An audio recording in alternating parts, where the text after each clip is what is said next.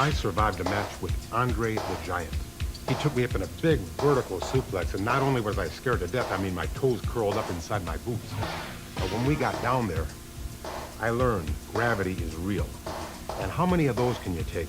I was at somebody's house, and they were watching television, they were clicking through the channels, and I said, whoa, there's Tony Little, and look what he's doing. And when I saw that machine, the first thing that I looked at is, number one, low impact. It's gentle on the joints. And it's the gift that keeps on giving. Because no matter how often you use it, you want to use it more. You get addicted to it, really. And if I can possibly be an inspiration to others, the way Tony Little has been an inspiration to me, get on the phone, get your gazelle.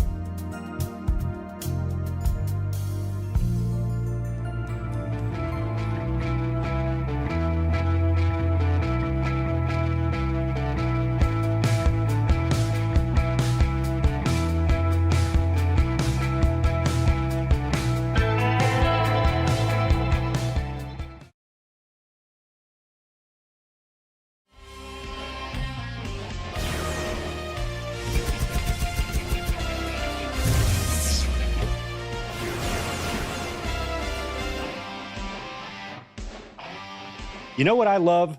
When all y'all say hi to each other in the chat before I get here. That's so damn cool. What a great family we have here. What's going on, guys? We are back. Thank you to those of you who joined us earlier when we were here talking about last night's WWE Fastlane, but now we are back to our classic Sunday watch-alongs, No Mercy 2000 on tap for tonight.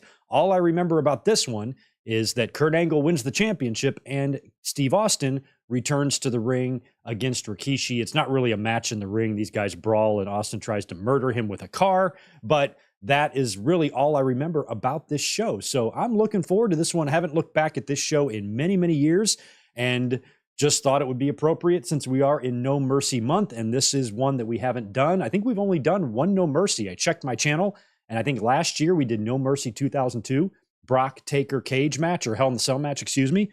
But I don't think we've done any other No Mercies other than that one. So this is kind of a famous one because it marked the beginning of Kurt Angle as a world champion and main eventer in pro wrestling. So that's what we are here to watch. I didn't even really take a look at the Wikipedia lineup for this. So I'm kind of going into this blind, which I like because I like to be surprised. And this should be a fun one. Yes, Tatanani, the Lions are killing it. 4-1 are my boys. I feel like they could be 5-0. I have not felt this optimistic about the Lions in over 30 years. 1992, They had a pretty good year. Went to the NFC title game against the Redskins and got their asses kicked. And that's the last time I remember them being any good at all, 31 years ago. So it feels great to see the Lions doing well. Hell yeah. We have Dallas and San Francisco as the Sunday night game. We'll be eyeballing that as we go through here. And I will say hi to everybody here in the chat while you guys are getting your Peacock pulled up and get to No Mercy Season 2, Episode 1, 2 hours and 44 minutes and 25 seconds is the runtime according to Peacock. So you guys can go fetch that, get it ready, and get your finger ready for the play button here in just a couple of minutes. Let me say hello to Tatanani and Zach Palgett. We got JJ Leg. We Are Pro Wrestling is here. My knowledge is pretty strong in 2000, but I still might need you for something. Brandon McNeil is in the house as well. Good to see you. And we have the Juliet. We have Deshaun Robinson. We've got, hitting the channel members, I'm trying to, Victor Colon and George Morris with his token $5 on Sunday. Thank you so much, my friend. Hey, Greg, how are you doing? How is Tito? No Mercy 2000, 10 out of 10. My cat Strudel hiding under the bed now. About No Mercy 90. How about No Mercy 99 sometime? Be safe. Yeah, I'd like to do No Mercy 1999. I don't recall that being a very great show, but I have a lot of personal memories of it where I was watched it with a completely random person. Normally, back in these days, I would have friends over to my house and we would watch it, but for whatever reason, nobody came over that night, and I watched it with my roommate's brother. She was at work and he was staying with us. And he was kind of a wrestling fan, and he just sat and watched it with me, and he loved it. He was marking out for the Hardys and Edge and Christian, and he didn't really know a whole lot about wrestling, or he had been out of the loop at the time, kind of watched in the days of Hogan and Warrior, and then kind of, forgot about it. And so when he watched it with me, he was really, really impressed with some of the stuff he was seeing. And that's what I remember about No Mercy 1999. Maybe we will get to it one day, maybe even next week. You never know. Let me also say hello to my friends, Ray Frand and Ben Espinoza. We got Big J. Mike Rouse is here. We have Yachiro. Good to see you. I'm so glad you're here as well. Kevin, how were the tacos? They were delicious. I had a grilled steak taco, and I also had a salsa verde shrimp taco with a little bit of chimichurri. It was awesome, and a whole bunch of chips and salsa. Great lunch. Thank you for asking. Green Pea is also here. We have Deshaun. I think I got you. David Brown. That's who I was looking for. Good to see you as well. And Brandon Barnes. Jamie Davis wins. Jay Lambo, my friend Tomas Aridia is here as well. I should be joining you and Zach hopefully this month, although I'm very busy. We're going to knock out a Halloween Havoc over on their channel. We have... who else? We Are Pro Wrestling. I think I got you. I think that's it. That's all we got in the chat for right now. William Cullen is here. Good to see you. Thanks for being here. So what you guys should have been doing while I was flapping my lips, go to your Peacock, pull up WWE No Mercy 2000, which is Season 2, Episode 1. Like I said, runtime is 2 hours, 44 minutes and 25 seconds. So in just a minute, we'll all hit play together. Timer below me will begin to run. Keep your shit synchronized and synced up with my shit. Everything will be just fine. Looking forward to this. Max Pokey Bros here with $2. Thanks for that. Do you think Kurt should have won at SummerSlam? SummerSlam 2000. I was at that show.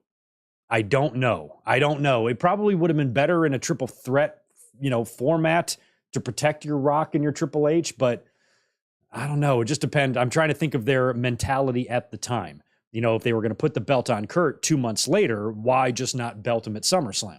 I can understand that. That might have been better looking back. I mean, in hindsight, 23 years later, what would have been the difference, really? If Kurt would have just won at SummerSlam, maybe my only thought is they wanted to pay off what was happening with him and Triple H first before they got to the title. Because if you remember the next month at Unforgiven, I'm pretty sure Triple H beat Kurt Angle one-on-one, and then Triple H would move into his heel run and his feud with Steve Austin being the one behind the hit and run. So a lot of that was going on. WWE was changing their mind with that. The Rikishi thing was already weird enough. So had Angle won the title earlier, I don't know, maybe it just wasn't time storyline-wise, but I do kind of get what you're saying, and I think they would have been able to do that, but maybe they wanted to get in some of that Triple H and Kurt Angle payoff stuff first. That way Triple H could beat him without winning the title, and then Angle wins the title after that. I guess that's why. But we are going to take a big trip back down memory lane here. 23 years ago, this show took place. I'm not sure what the exact date on No Mercy 2000 is, but we're right on the 23-year anniversary of this. and that was nuts. So we are going to hit play now in just a second. I'm going to sync up my fingers on my play button and my timer, and we will all do a big play together, except I always have trouble with my left hand because I'm right-handed. All right. Let me just get myself lined up. See, you guys only have to click one thing. I got to click two. At least I think. All right, my fingers on the timer. All right, finger on the play, finger on the timer. I am ready. Y'all ready? Here we go. 3, 2, 1, play. Boom. All right, we are good. I hit that one perfectly. All right, you guys know the drill. Don't skip any intros, nothing like that. Just make sure your timer looks like my timer. That's how it works. Right on. No Mercy 2000. I'm excited for this one, man. I haven't seen this in so long. I remember very little about it.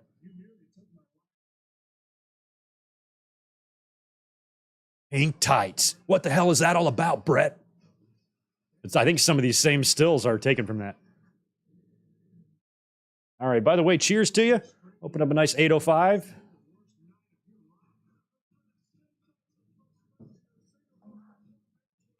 The Rikishi thing was odd. That he was the one they picked. And I think they had instant regret with that because shortly after that, they made Triple H the mastermind, which there's no way that was the original plan. No way. I think they just realized that the Rikishi shit was stupid. And if they weren't going to turn the Rock heel, then the only other one that really made any sense, real sense, would have been Triple H.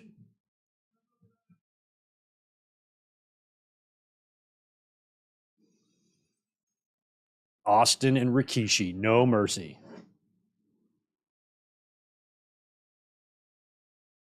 Did we watch? I don't think we did. Did we watch Survivor Series 2000 where Austin drops him from the forklift?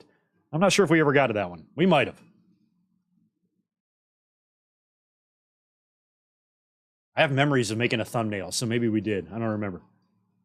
What shitty music is this?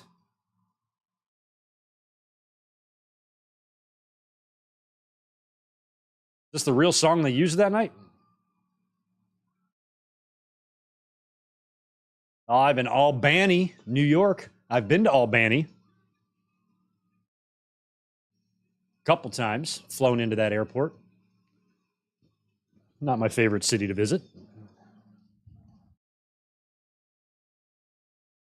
I can't tell what the hell this music is. It sounds dubbed or edited.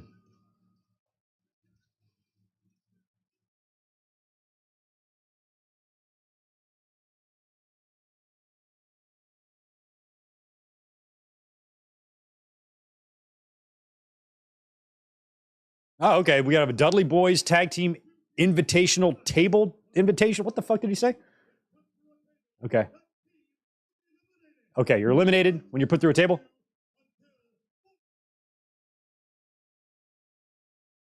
Okay, so 5 teams. Last team standing who does not get put through a table wins the match. You know who did not win today? Greg in his fantasy football. I am now 3-2 after 3-0 start. I lost 123 to 91. I left Barkley in, Saquon Barkley. He was out, got no points out of him. But my opponent had, what's his name? DJ Moore from Chicago on Thursday, who put up 51 points. So I was fucked ever since Thursday. So 2 losses in a row for Greg. I'm probably all the way down 3rd or 4th place now. Jabroni. 1 more loss and I will officially stop caring about fantasy football. But I'm just that type of guy that just doesn't set his lineup. Like, I didn't even think about it last night. I was just working on my streams today, and then I woke up this morning, I'm like, oh, I forgot to bench Barkley. Oh, well. That's why I hate fantasy.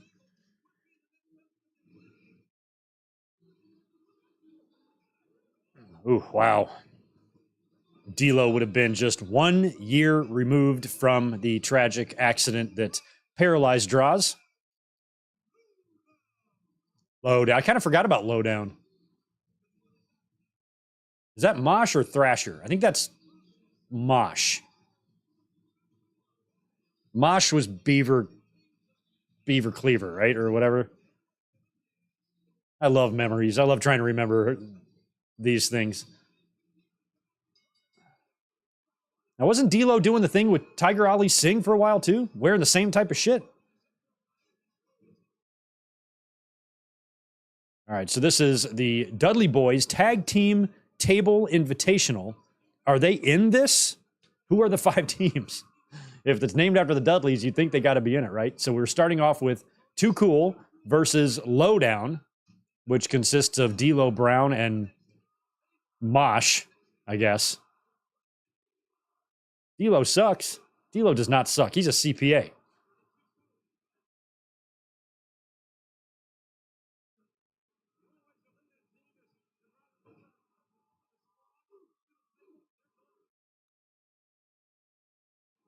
I always really liked D'Lo. I always felt bad that he had to be the guy to be in the ring with Droz and that when that happened. I just know that if it was me and I was ever involved in anything like that, it would be tough for me to ever let it go.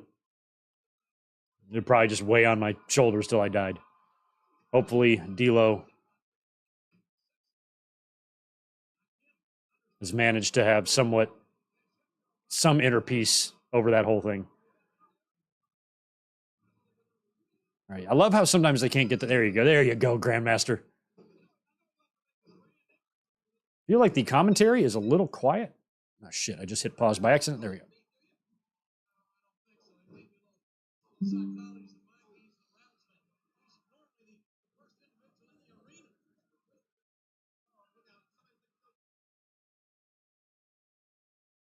Oh, they're setting up the table again.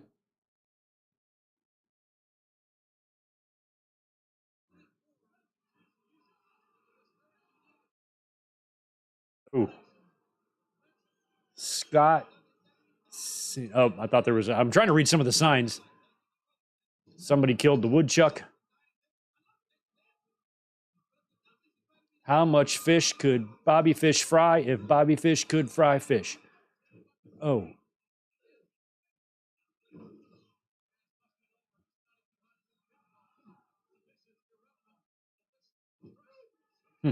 Yeah, this is just going to be tornado rules, and people just have. I don't know if it's one team member or both team members. I didn't catch the rule on that, but.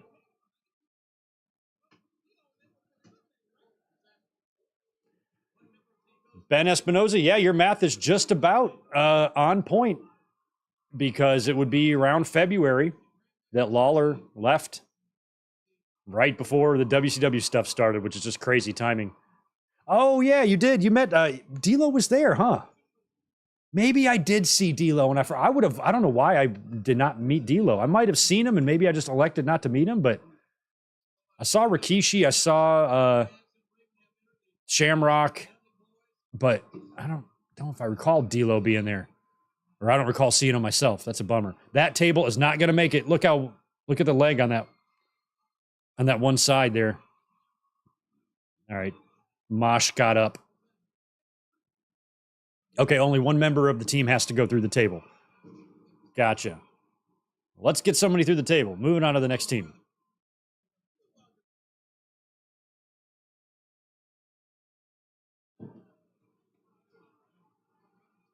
Pretty good size arena there in Albany. Looks like a sellout. Oh, wow, we're going to get a lowdown on the table here. Unless Grandmaster moves. Oh, and that's going to... Well, lowdown lost.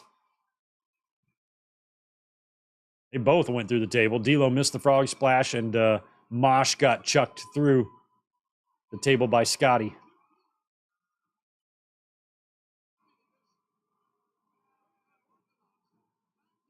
All right, get the shit out. Who's next?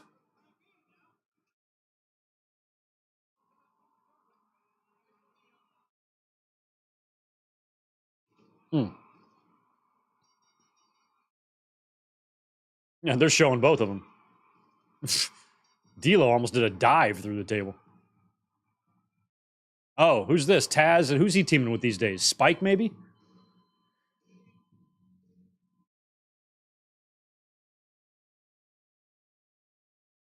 Taz and Raven, okay.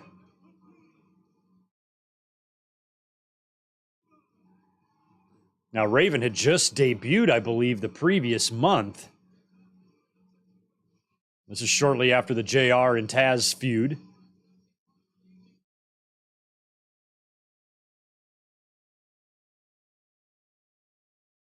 I always thought Raven should have gone to WWE and not WCW. Once he became Raven in ECW and started getting over, I think it was a big mistake him going to WCW. He did a little bit there. You know, he had some memorable matches, won the U.S. title, had the flock, but I would have rather seen him in WWE at that time. I think he came in like 97, late 97. Boy, I remember the days of going to shows back in the Attitude Era when the pyro would go off and how smoky. Oh, wow. They got Scotty choking. Taz has got Scotty.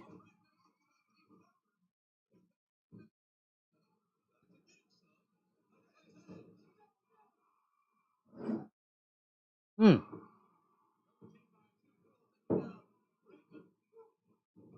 got some Taz plexes on Scotty.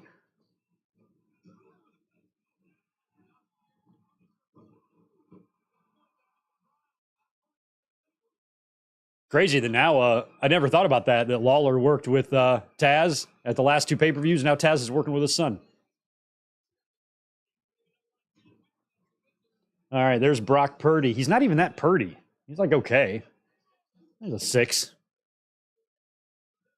9-0 career regular season record as a starting QB. Brock Purdy is available in my fantasy league. Like, I could pick him up. How is he 9-0 and nobody wants him?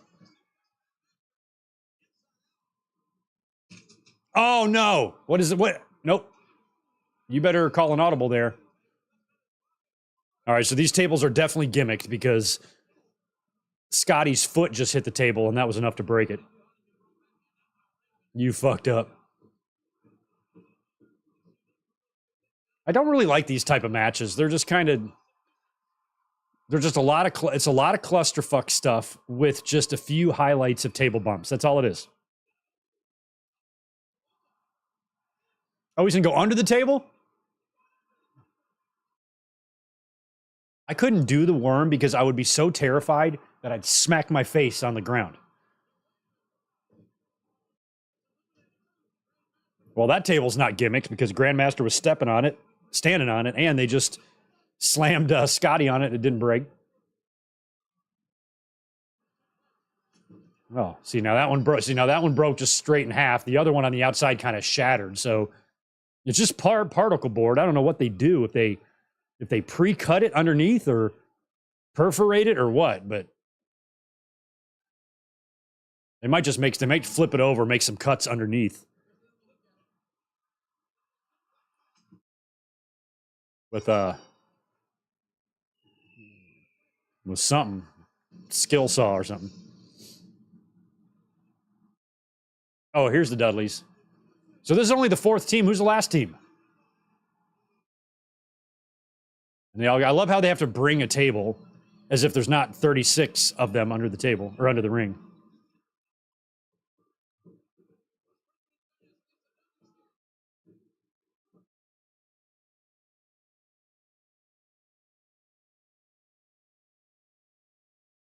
Oh, they removed the frame? Well, I still think it would take... You mean the little metal thing that goes around it? But just the way the table crumbles. Even on particle board, that shit's relatively sturdy. A foot on it shouldn't do that. Oh, God, it might be right to censor. Ray, you're right. Oh, what's that?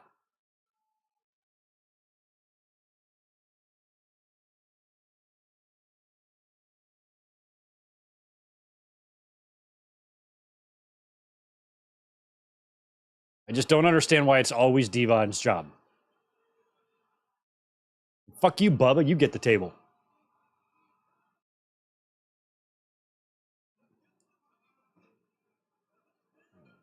All right. Somebody's going through. Well, I guess this is a good way to start the show off with the fans happy if the next team turns out to be right to censor. Now they can't get that table's leg fixed. Like, how hard is it? Just pick it up and kick the leg out. Like, I've been in restaurant business my whole life. You know how many banquets and big events I've done? I can have one of these tables set up in fucking 2 seconds flat, man. Way better than any wrestler has ever been able to lift it up.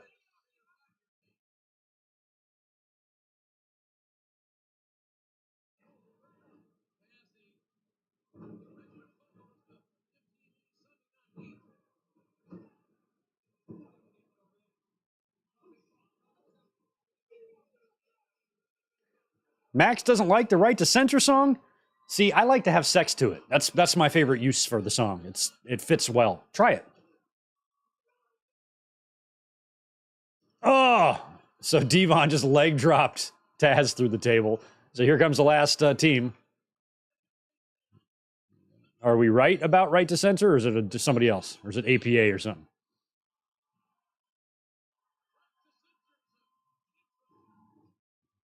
I love how we have to get the replay of all of these. There we go. There's Right to Censor.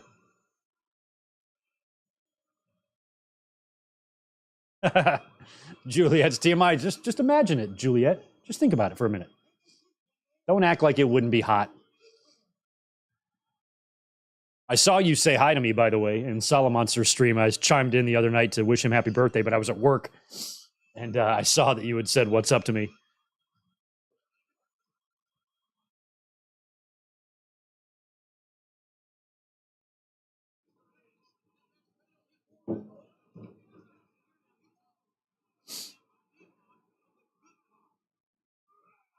Oh.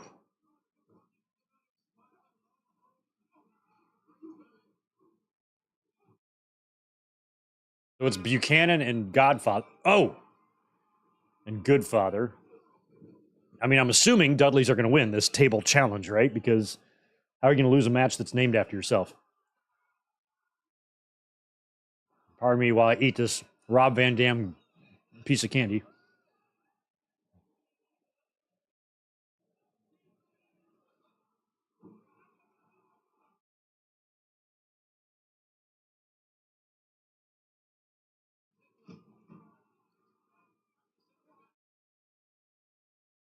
Man, this rivalry in the 90s was something else.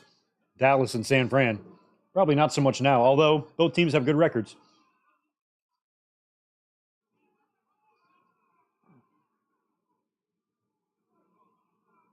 All right, they're setting up tables in the ring here. Right to Censor. They got kind of an L shape going.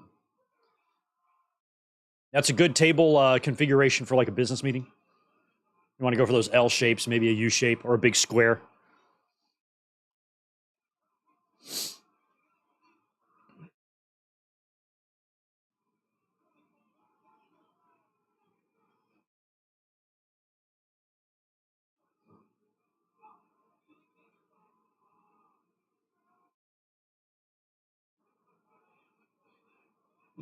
Oh my God. Devon's taken out. I think Buchanan's going to go through the table here, and Jack Doan's not going to see it because he's injured. Yep, through the table. But somehow the unconscious referee is going to come to and see the broken table, and still not put two and two together. Oh, that's a shot. Oh, that's a good idea. Move Buchanan out of there. Hey, that's actually pretty good. That's some Eddie Guerrero shit right there. You can't even be mad about this. Can't even be mad. Yep, that's it. Game over. Bubba went through the table. That's the rules. Right to Censor wins. I like it. I approve of the heel tactics. That's what I do. Oh, come on. Fucking Mike Sparks is out here. I like how the referee always pantomimes what the guy did. No, you did. Ah, fuck me. Right to Censor won that fair and square. Horse shit. Fire that referee. To continue. Thank you, Howard. We were able to figure that out. King said the same thing I did. I think we can figure that out. Oh, missed the hoe train. 3D. Boom. Ball game. I personally think the Dudley Boys cheated. You don't get second chances in life. This ain't no Nintendo game. What Eminem song is that he says that? This ain't no Nintendo game.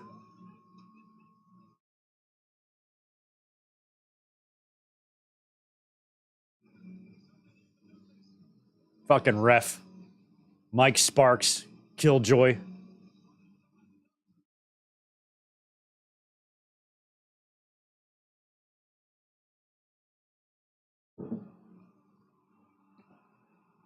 We got some Starcade 97 vibes, yeah. Oh. Yeah, the ref was paid off. I'd consider suspending him or letting him go.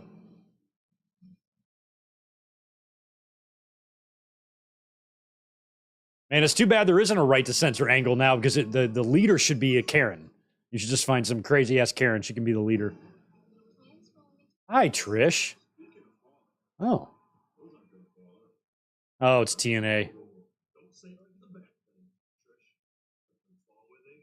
Let them fall where they may.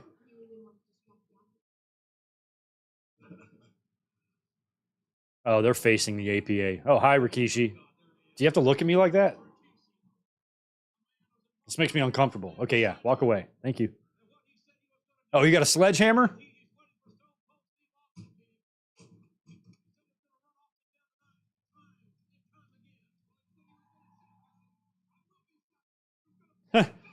It's pretty fucked up. Like, if this was real life and Austin got, like, injured in a hit-and-run accident, his first night back in the ring, the whole pay-per-view is centered around, like, a tire screeching theme and all that. Like, you trying to give this guy a panic attack? So Austin is not here. Rikishi's waiting in the back with the sledgehammer to take him out. Oh, it's Intergender? Who's with APA? Not Trish, we know.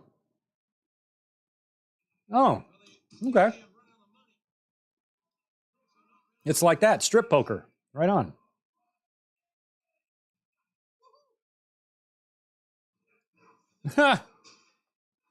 Trish got naked.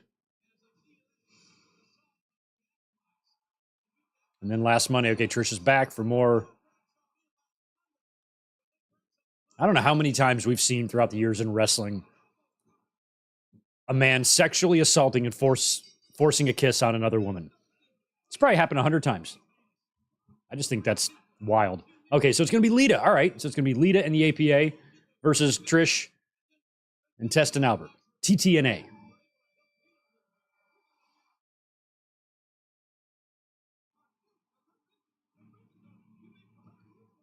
Wow, this old Lita music.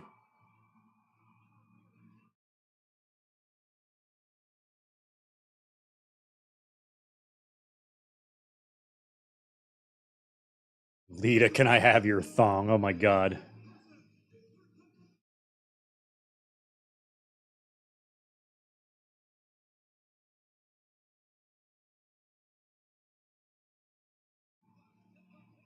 Lita.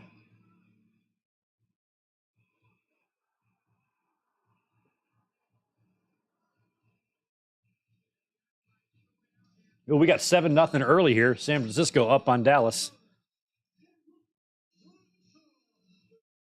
I love that Timmy White is referee in this one, since these guys like to frequent the friendly tap and fuck it up. They're going to come from behind, or no, they're attacking APA backstage. Something like that's happening, right? Oh, no. Bradshaw, what happened here? Bradshaw's under. Did he get hurt, or is this an injury angle? Bradshaw got stuck under. Oh, they're taking both of them out. Look at this happening. Okay. So this means APA either goes into the match injured or they are knocked out of this match. So what does this mean? Oh, God. Oh. Well, what happens now? Trish versus Lita one-on-one? I mean, Lita's already in the ring. Look at Trish. What am I supposed to do? Or Lita, excuse me. I feel like Trish is going to attack her. Oh, no. Hey, this is not fair.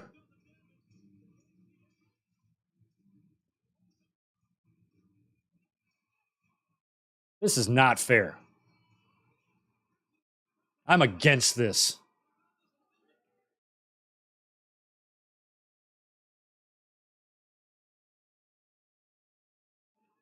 This match can't happen. That's what I'm saying. I don't even know what happens here. I have no idea. This is great. I love like having no idea how they're going to do this. It might just be Trish versus Lita. Since it's intergender, it has to just be the two of them anyway. Is Lita going to beat all three of them? Oh my God. Hardy Boys, you want to come help Lita out or something? Oh, Albert just slingshotted Lita right into the ropes. Oh God, please don't tell me Tessa's going to hit the elbow on her. Oh my God. Here's the Hardys. I was about to say, can we get some Hardy Boys out there, please? There we go. 1 year earlier at this very event, they made a name for themselves.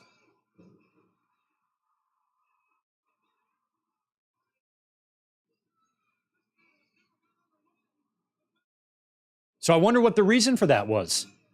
Like if this match was booked for pay-per-view, was one of the APA members injured?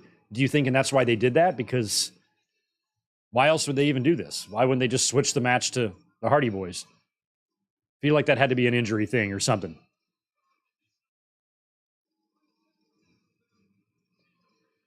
Oh, Trish.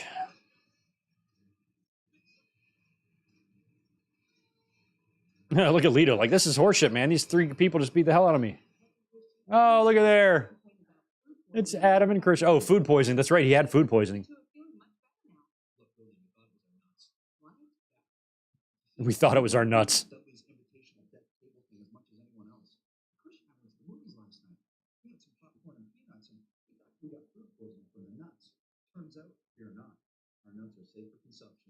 Our nuts are safe for consumption.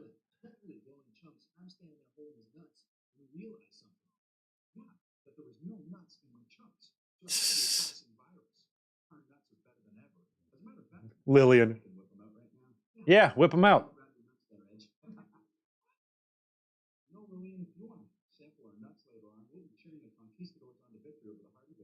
Oh, the Conquistadors are facing the Hardys. Our nuts rule all. Yeah. Oh, I love that.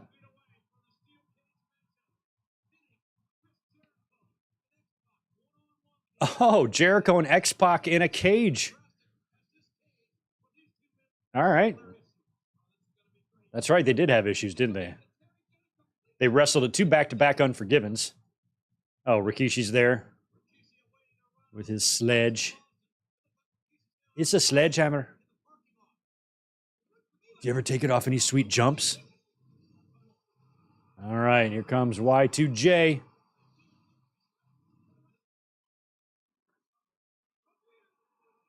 Russo was running WCW into the ground at this point. I was about to say, I think he just got there. That was the year before. Yeah, we would have. Yeah, WCW was.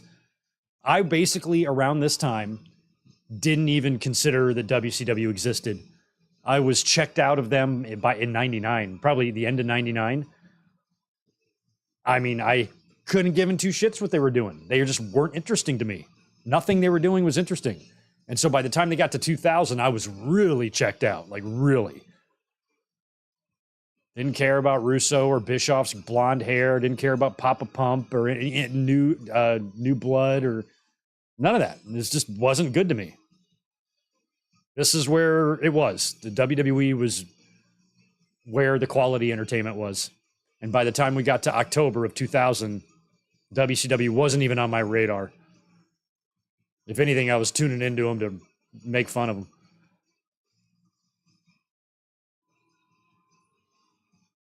Even the NWO thing with Brett, you know, and when they tried to put that back together and made Brett the champion.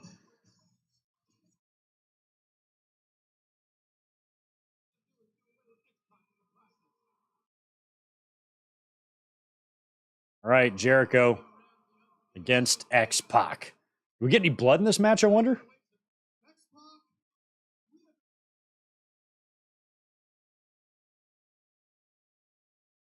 Yeah.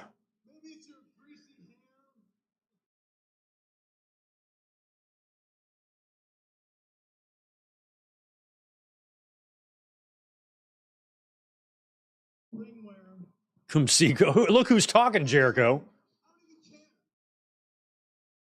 Look at the fucking Hallmark movies you're making. Have you seen those trailers for those shitty movies Jericho made? It's like the type of shit you'd see on Hallmark. A Christmas to Remember. Ugh.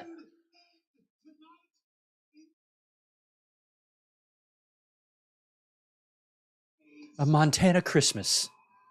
This Sunday on the Hallmark Channel.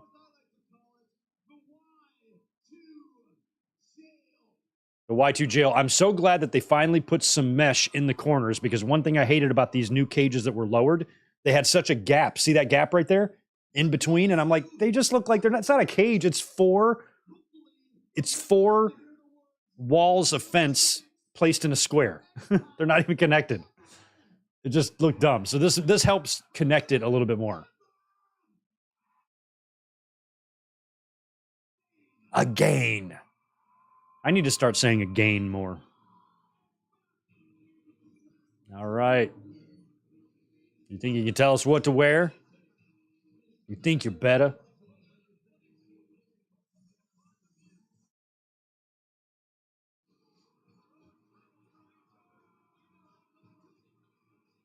I mean, other than the occasional job I've had, nobody's told me what to wear ever. I'll wear what I want.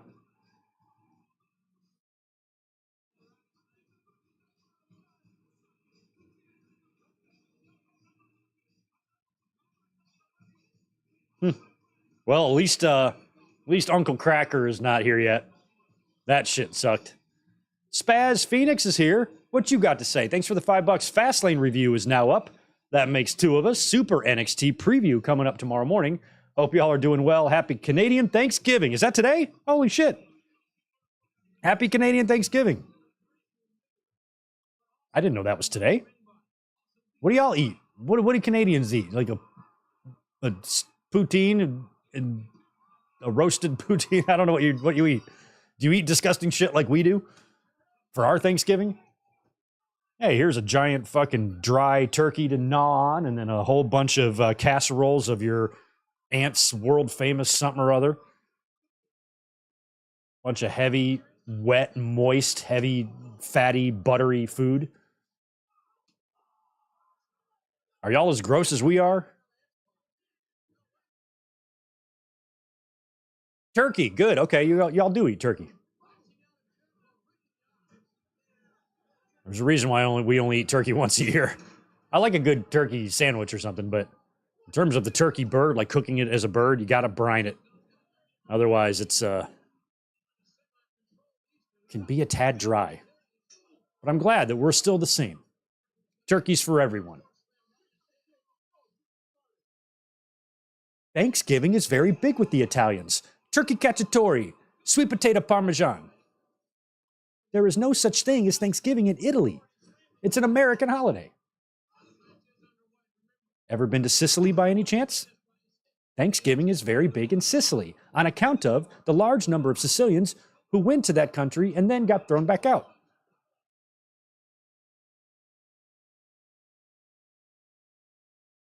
That city. A moose head stuffed with turkey stuffed with stuffing. As a Canadian, I can confirm. A moose head. I'll give it a shot. I'll try anything.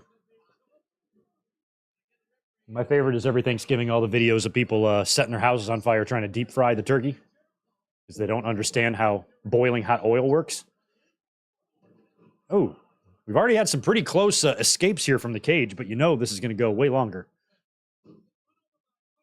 And there is no referee in the cage this time, so it looks like this is strictly an escape the cage rule here. No pinfalls.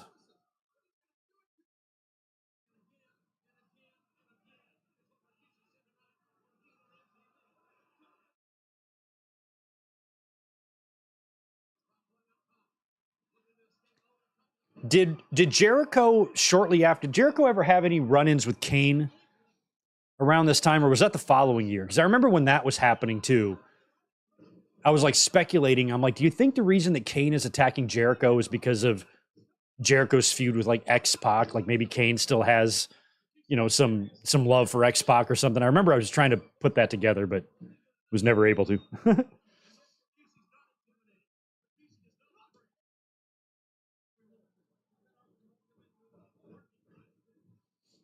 Nice. Bulldog. Vintage Jericho.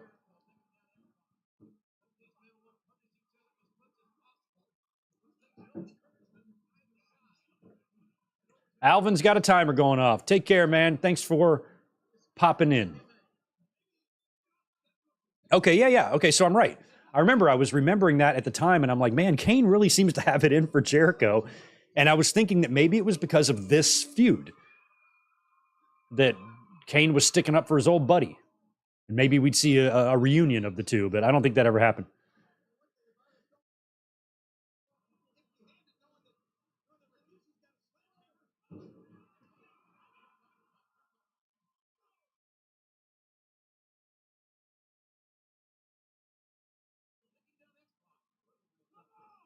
Come on. Nice. Nice. Oh, lion salt right on the legs, though.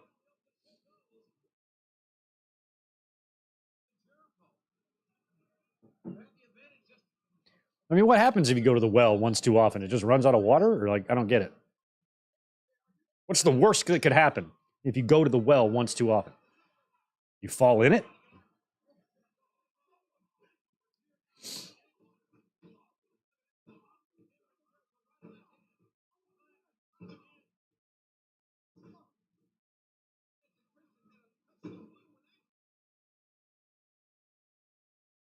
Ah.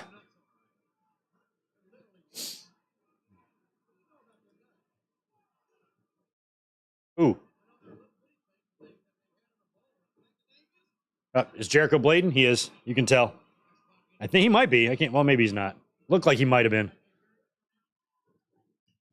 Oof.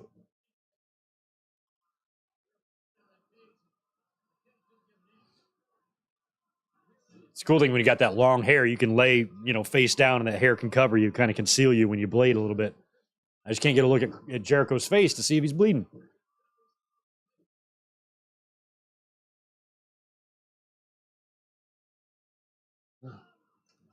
Oh, what a bump by. And that's another part of the cage that's just weird. I mean, all these wrestlers are very strong. They could just push. If you're under the bottom rope, you could just push the cage and sneak out. It's flexible. All right, looks like Jericho is not bleeding. I thought he might have been blading under the hair there. Oh yeah, same as if you drive your Chevy to the levee. Yep, that'll happen.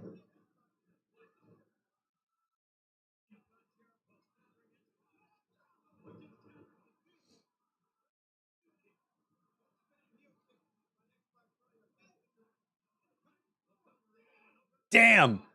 Did you forget X-Pac? Okay, so he covered him, realized he couldn't cover him, was like, damn, all you had to do was just dart right out the door. Jericho was compromised at the moment. Spaz, 5 more. My, this is a Thanksgiving pie. Go to the well once too often, and now the welly is dry. There you go, see? What is this called? Bars? Are we doing bars? Is that what they call them? I don't know. I'm white. Painfully white. Sorry about that. I wish I could be cooler, but my whiteness kind of puts a ceiling on that, Can only be so cool.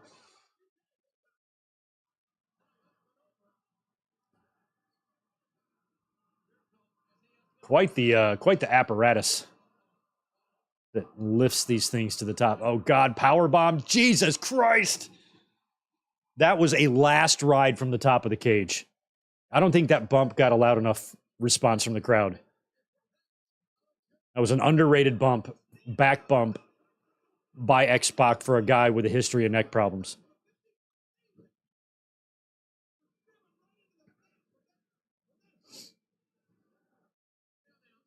Spaz, you're white too? What a coincidence. Oh yeah, that's right, you are. I've seen you.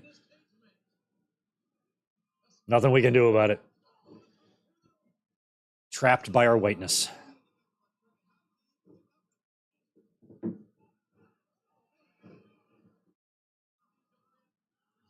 Timeout. I love the timeout. That's one of my favorite heel moves. Never gets old. I've loved it since the 70s. Timeout. Oh, they got that platform up there. Why would they put that there if somebody wasn't going to bump off the top of it?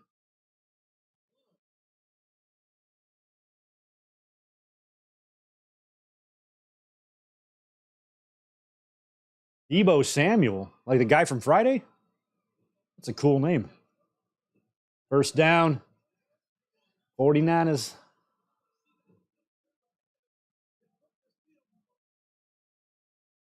I do like X-Pac in cage matches just because of how wild his style can be. The way he, you can take him and just throw him places. Oh, he's out. You've won. Just get all the way out, you idiot. See, you deserve to lose. He's going to grab that chair. Watch. Grab it. There you go. You grabbed it. It wouldn't be there if you weren't going to grab it. Jack Doan's like, give me that. He's like, fuck no, it's a cage match, bitch. No disqualification. Boom. Now get out of the cage. Match over. X-Pac, you have no excuse to lose this. I'm pretty sure he is going to lose this. I don't think he's going to beat Jericho. But you would think this would be the end. Did Jericho just say something to him? Did he say go to the top? I think the microphone caught Jericho saying go to the top. She's going up there to that platform.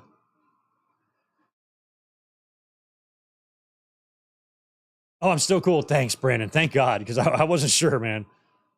Oh! Ooh, now that I've never seen. I've never seen somebody get crotched on top of the cage.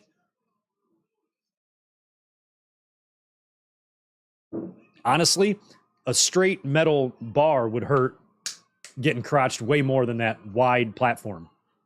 Probably hurt your thighs more than anything else. Walls of Jericho up there. Holy shit.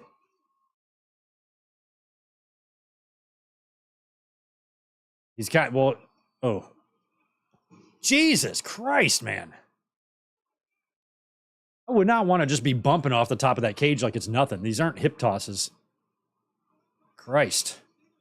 So X-Pac is technically knocked out on the top of the cage, dangling. He just rolled over and fell. What's he going to do? Is he going to go for his... No, oh, he's going to go down. You going to step on that door? That's not going to work. Well, X-Pac, you're just asking to lose this. Oh, good finish. Good finish.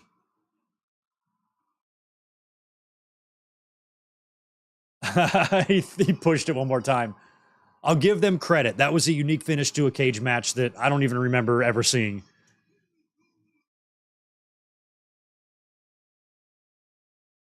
That's something, though, that could have gone awry. I mean, that door swings, so for X-Pac to land on it and crotch himself and for it not to swing and him lose his balance and fall to the floor, that was well done. He's still up there. I liked it. I like it.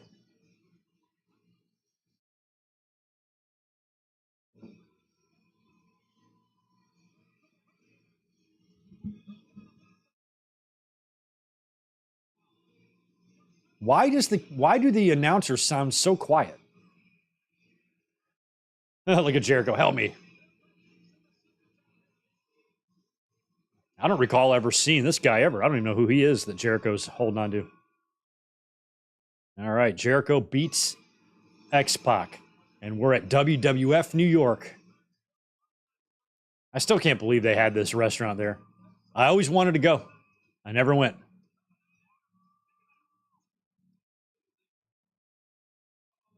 Because at the time, I was like a restaurant manager. And I used to have like these fantasies. I'm like, I could go manage and run the WWF restaurant. That would have been a nightmare job. And they didn't even stay open very long. I would have been out of a job in like 4 years. Don't hit those fans with your sticks, bro. And by the way, no shirt, no shoes, no service. Commissioner Foley.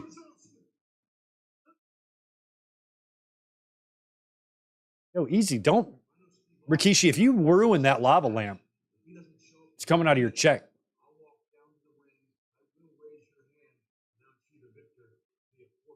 Via forfeit.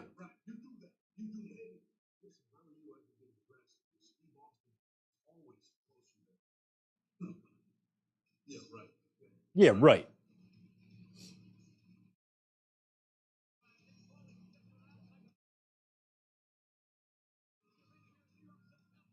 Key Bank. Okay. There's no teams in Albany. So what do they do at Key Bank? Just concerts and shit? What's it called these days? Who lives in upstate?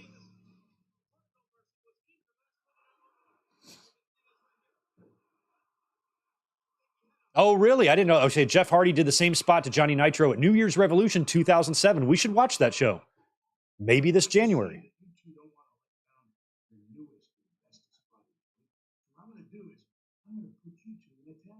Okay.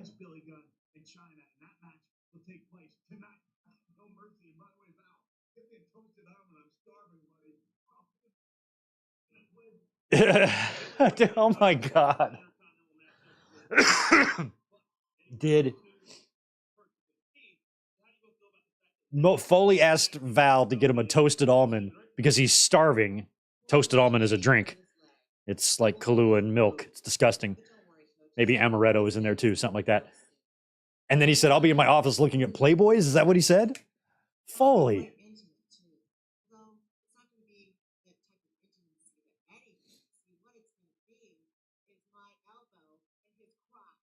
It's going to be my elbow and his crotch.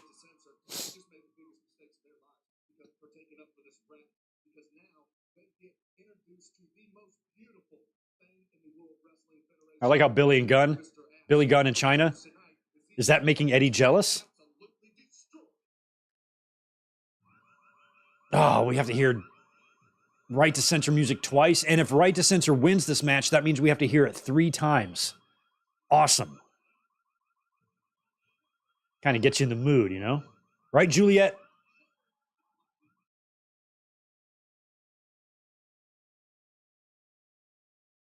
Oh, maybe China just recently did Playboy, and that's why he was talking about reading the Playboy. That maybe what... Otherwise, that was really random. I'll be in my office reading Playboys if you need me. Okay, Mick. Have fun. You better be fully clothed when I come in there.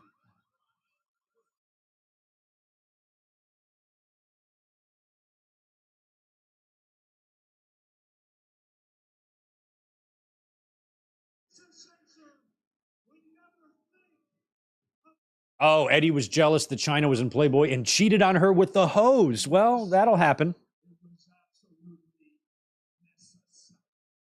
A lot of times, you know, if your significant other poses nude and doesn't tell you about it, usually what you'll do in that situation is go find the first group of hoes you can find and just hook up with all of them.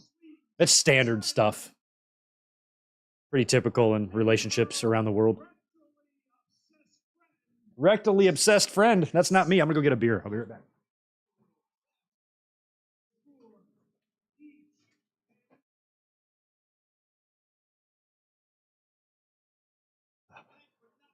There's a lot of obsessed things I am, but rectally is not one of them.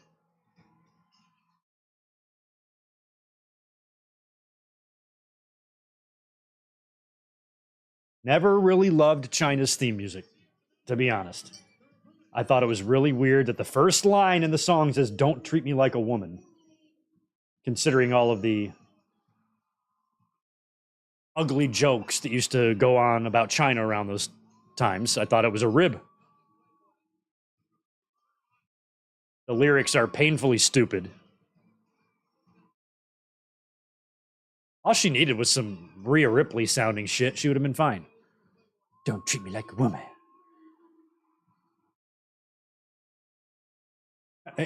A rectally obsessed.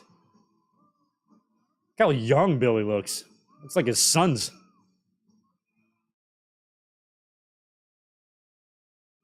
I hated this song. I thought of Mr. Ass's Mr. Ass song and Big Show's song is like the same. Like the singer, the words, the vibe, all of it was really bad. I'm an ass man. Cosmo Kramer, you are the ass man. Oh, fumble. Oh, wow. Dallas fumbled way back in their own territory. Out of bounds, though. Does that mean they should get the ball? Or what happens if you fumble it, the ball rolls out of bounds? Still your ball? Oh, no, it touches whoever it touches last. Oh, I think they did get it. Crazy.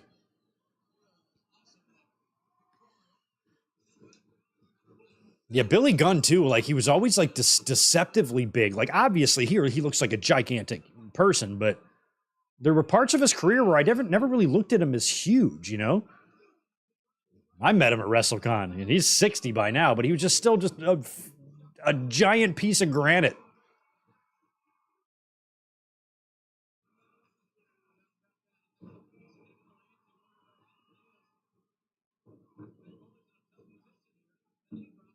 I feel like the audio on the announcers are way low.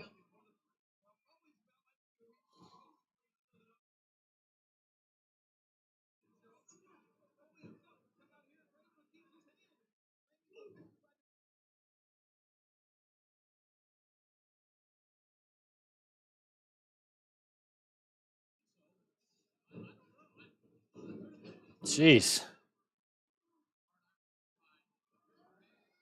Mr. Ass.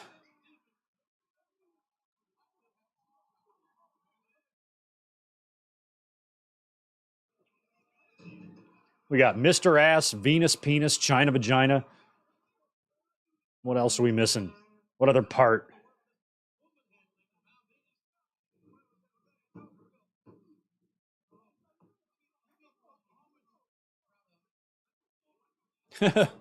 You're from Oklahoma. I'm proud of it.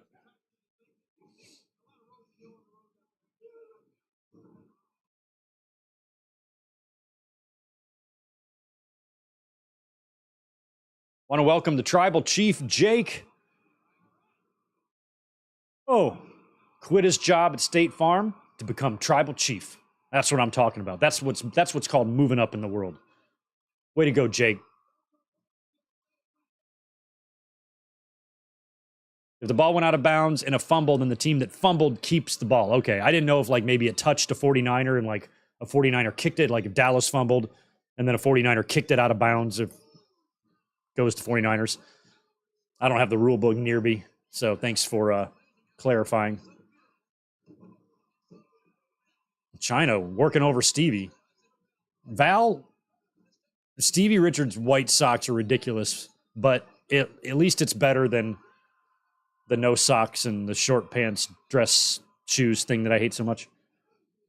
Okay, he's going to miss this and hit Val. Yep. Nope. Drop kick from God, China. Like how quick she was up, too.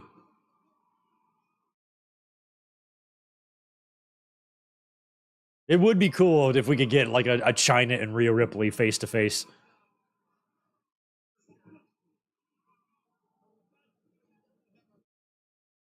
Shame China still isn't with us, and you know she was like in a good place in her life and stuff, and she could make some appearances for WWE and give some rub to, you know, the new boss ladies like the Rheas and the Biancas and the Jades and the other big strong ones. They are still showing replay on this fumble, so maybe they're still trying to figure it out. I don't know.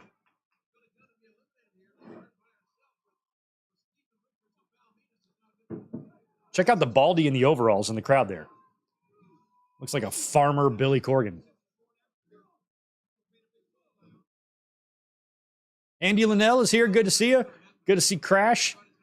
Anybody else chiming in?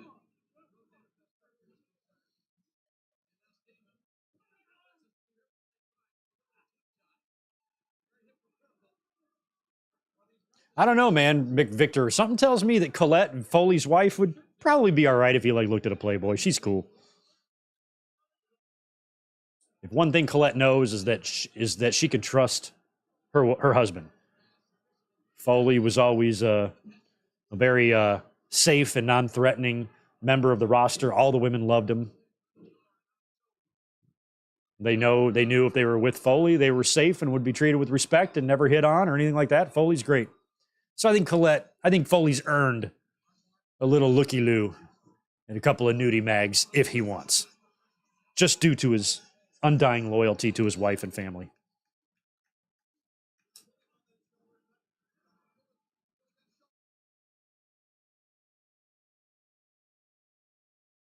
Now, if Mick Foley was married to Rebby Hardy, maybe it would be a different story.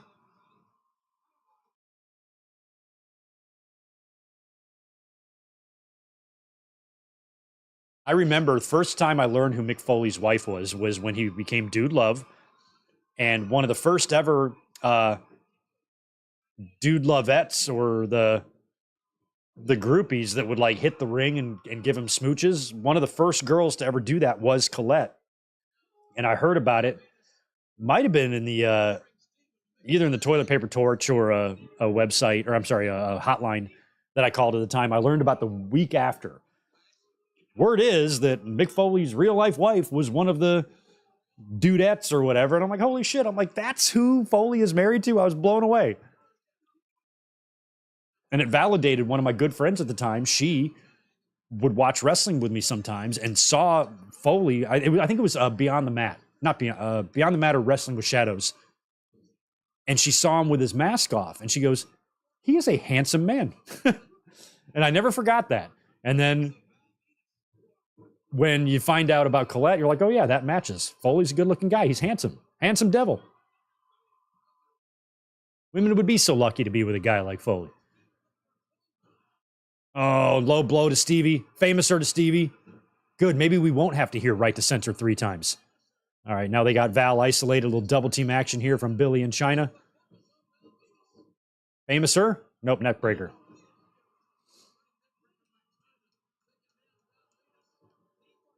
I feel like is Eddie going to show up here? Nope. Here's the rest of the good fathers here.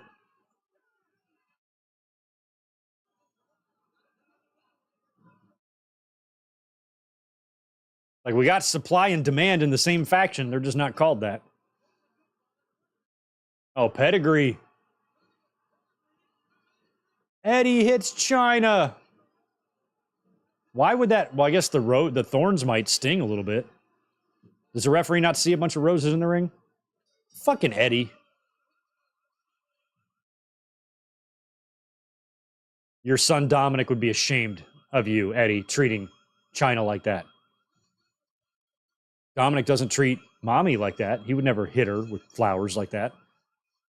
Not setting a very good example for your son, Eddie. You're lucky that he grew up to be a stand-up man. Oh, there's a lead pipe in there. I was about to say, like, did he really just come hit her with roses and she got pinned?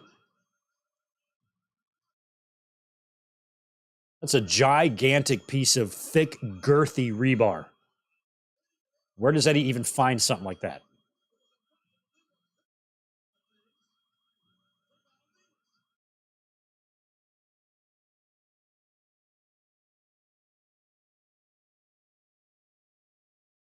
Hello, Triple H. Hello, Stephanie.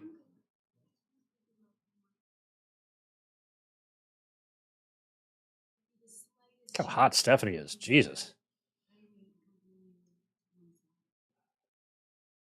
Please. Who's he facing? I forgot.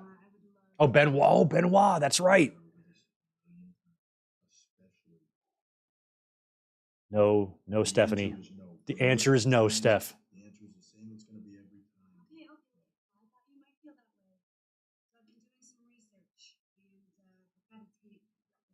Oh, we still doing tapes back then. Look at that VHS tape.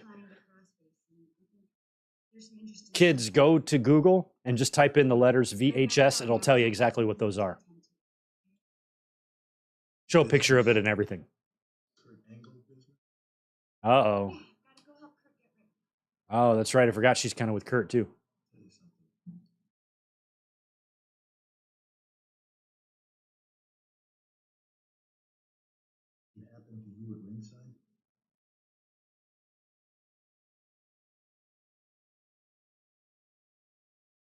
Oh, there's Rikishi. He's still got his sledgehammer. Yeah, this was a very short face run. The Rock did the same thing 2 years earlier. Remember We Are Pro Wrestling? He was like babyface from SummerSlam to the Survivor Series, and kind of the same thing here with Triple H. Just very brief. Oh, Dallas is way in their own end zone. Ooh.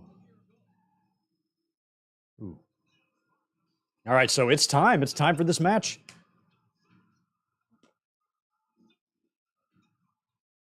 Is this one of those shows where Austin drives a truck into the arena?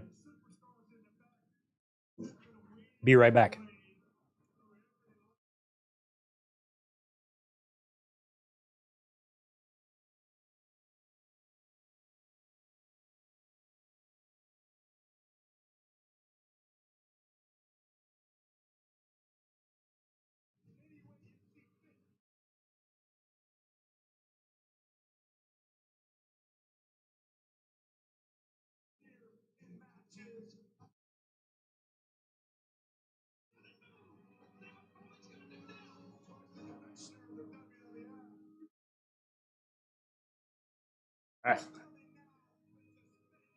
Oh, that's right. I forgot that Foley suspended Austin and he got stunned twice.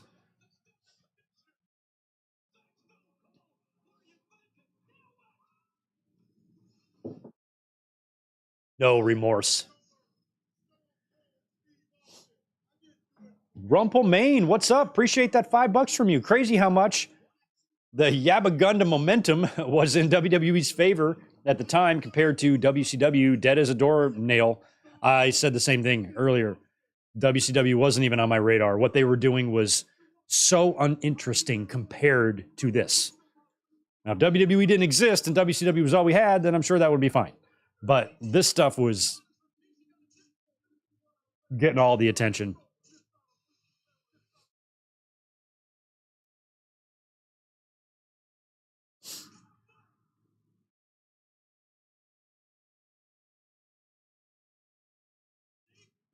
Rikishi and your ramen noodle head.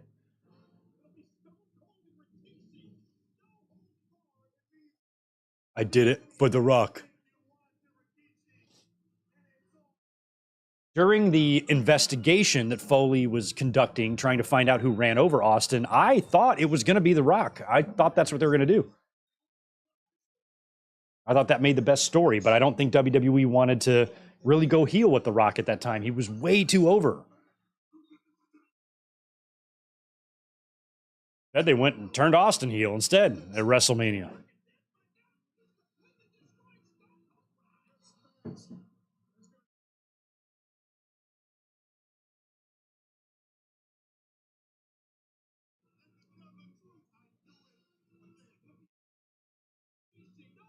And it was weird also, too, seeing the sharp transition of Rikishi, who's dancing with Too Cool and is mostly a pretty fun-loving star, you know, added some big matches and IC title run and stuff in there a little bit. But for the most part, he wasn't viewed as a dangerous, feared heel who would do anything.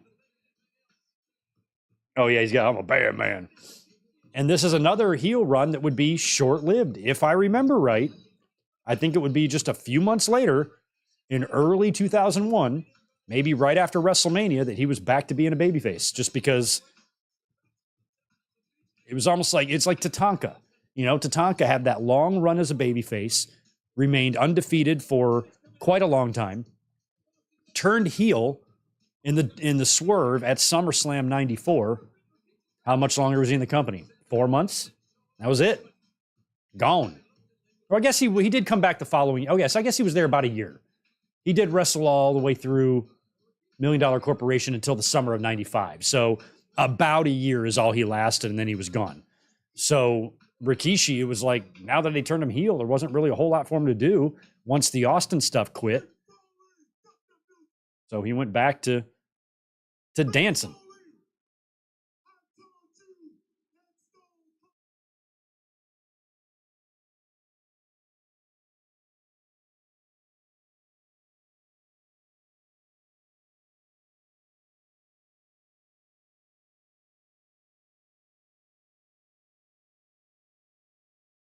Okay, Rikishi Fatu, you have to be unbelievably stupid to believe even a word of what you're saying.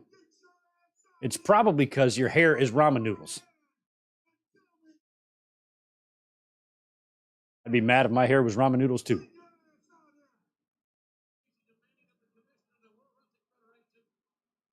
No shit, Daniel. Malcolm, appreciate the $2. Cowboys defense is on Mars. I must admit, did something else happen? Why wasn't Undertaker on this pay-per-view? Well, let's see. Where were we? 2000? I don't know. He was okay. Probably just wasn't booked. He wasn't hurt.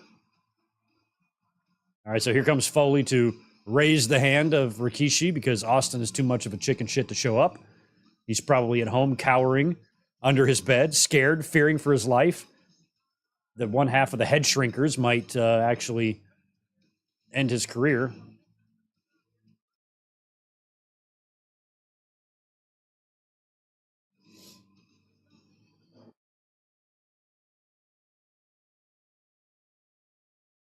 Is it just my Peacock, or can nobody else hear JR and King either? I can barely hear them. Like, I can't hear them at all. Kevin Dunn, what are you doing back there? Wow, Raja WWF.com sign. Holy crap.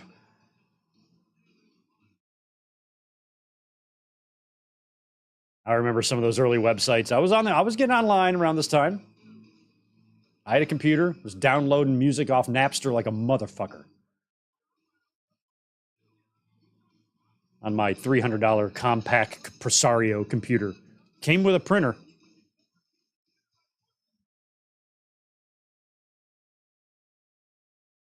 I can't hear what they're saying. I just see JR and King's lips moving.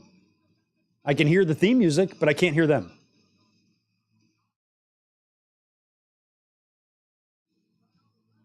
Oh, there's George Kittle. All right, San Francisco's up 14-0 on Dallas, and San Francisco's at home. Dallas doesn't have a prayer. 49ers are going to win this game. I'm calling it now. It's over. Got a Cologne sign or colon sign in the crowd. All right, here comes Disturbed Austin.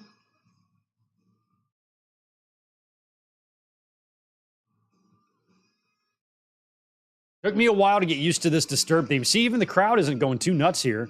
I'm not sure if they're totally used to this new song yet.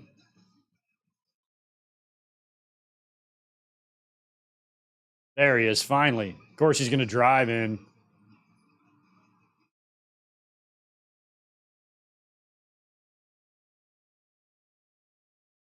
Damn, he came flying up, too.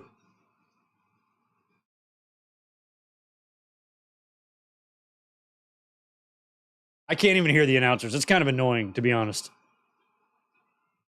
I wonder if it sounded like this on the night of the pay-per-view.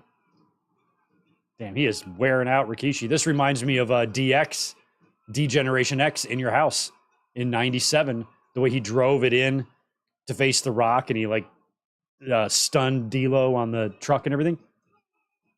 Might be the same truck.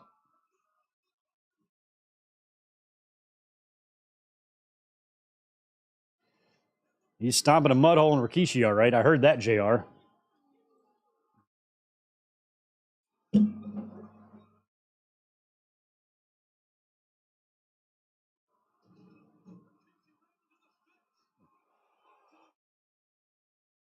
He is a man possessed.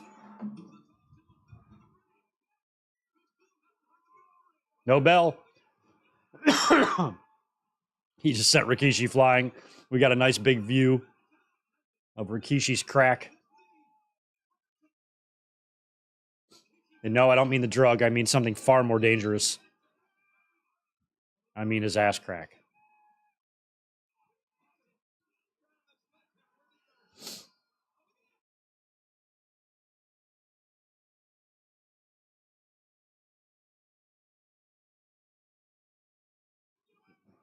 Wappa Tappa. Thanks for the $2. How much would it take for you to take a Rikishi stink face? I don't know, $3, $4, something like that. You can round it up to $5. It's fine. Give me a Lincoln. I'll be satisfied. Got to make money any way you can, you know. $5 stink faces. All right, they're going up the crowd now, up the stairs. It's got to be a nightmare for security back in these days. Fans were even more rabid and less behaved than they are now. Oh, beer to the face. Or soft drink. Ew, Rikishi, you would not want to pour Pepsi on your head. That is disgusting. That's going to get so sticky. Get some water. That was a stupid idea, Rikishi. Beer would have been better.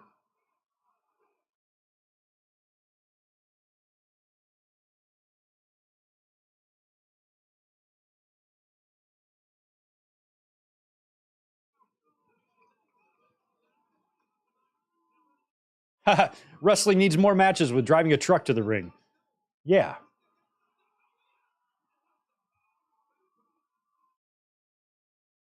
Austin loves his vehicles, man. How many different things has he driven to the ring? Beer trucks, regular trucks, four-wheelers, Zambonis. If it can be driven, Austin will drive it. Oh, he's whipping Rikishi now.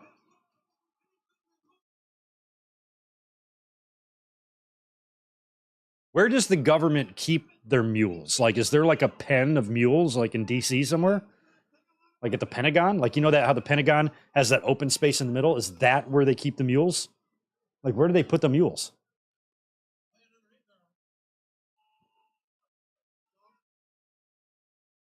Oh, now Austin takes a spill.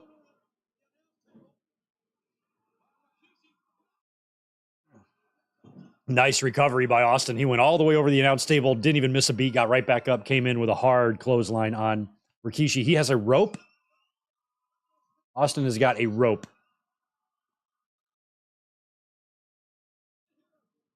Oh, God, he's putting around Rikishi's neck. Yeah, choke him out. Ugh.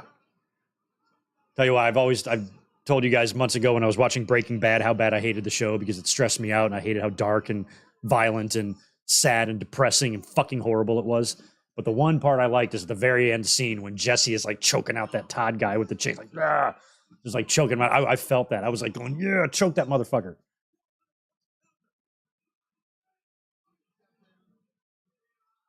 Oh, God, look out.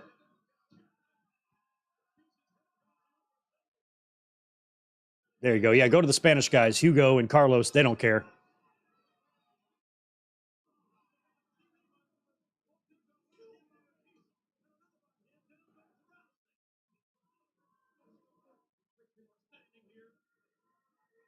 Again, they're really enjoying throwing each other over that specific announce table. God damn. Jeez. Those old square honking monitors that they used to have were crazy.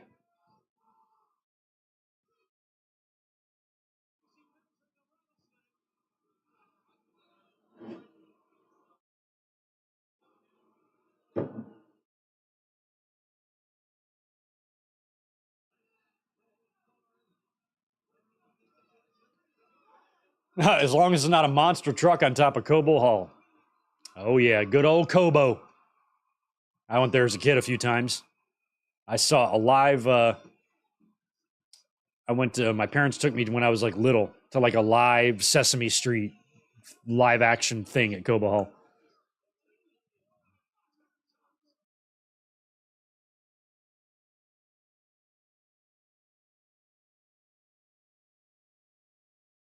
Oh, God. Oh, Rikishi's busted and he got smacked. Hey, JR and King, you need to get up. Oh, he's got his hat. I love it. Austin's got the hat on. I think that my favorite time Austin ever put the hat on was it's WrestleMania 25 when he got inducted in the Hall of Fame and he came out, put the hat on, and toasted the beer with JR. It's one of my favorite visuals. Or one of my favorite still photos.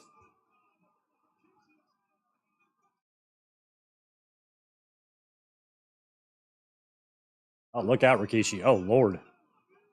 And bash his brain. Okay, now that would have been murder if that would have connected. If the front of that head sledgehammer would have hit Rikishi's head and caved it in and came out the other side, and Rikishi's brains was laying all over the floor, there would be repercussions. Law enforcement may be called.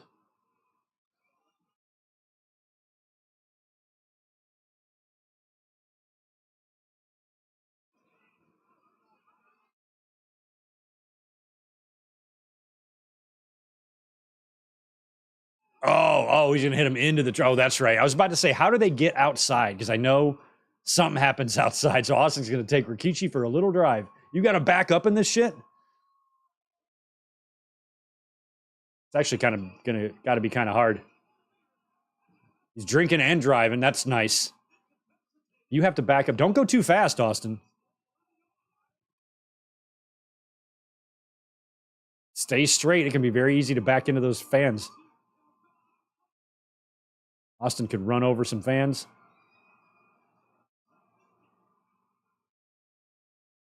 Where's he? No. What a turn. What a sharp turn he made. Oh, my God. God, the entrance is right there by the outside. That is really crazy. how close the entrance is to the outside of the building. I feel like Gorilla is located 30 feet from outside. That's crazy. Oh, there he goes. Now he's in that grassy area. I remember him being up against... I remember on WWE's end-of-year show, maybe they were the Eve of Destruction shows or whatever, they did this whole scenario to, I don't know, who sing Cut My Life Into Pieces. That one. I don't know, whatever fucking band that is. That song. It was pretty good.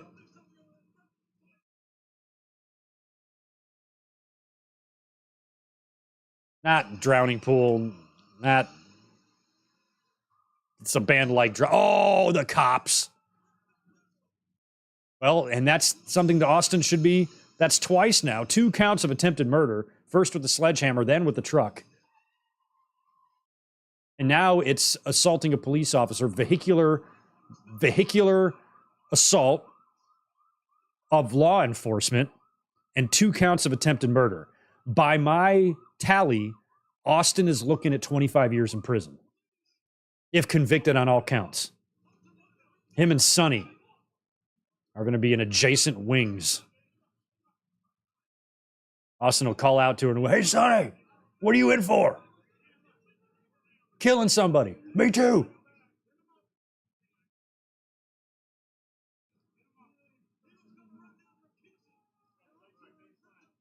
You got the right to remain silent, all right? You try to kill a man twice, and you try to kill cops.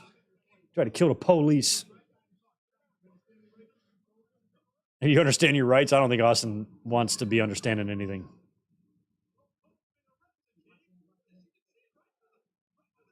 Whatever happened with Austin's trial date? Who bailed him out? Or the charges dropped? I don't understand.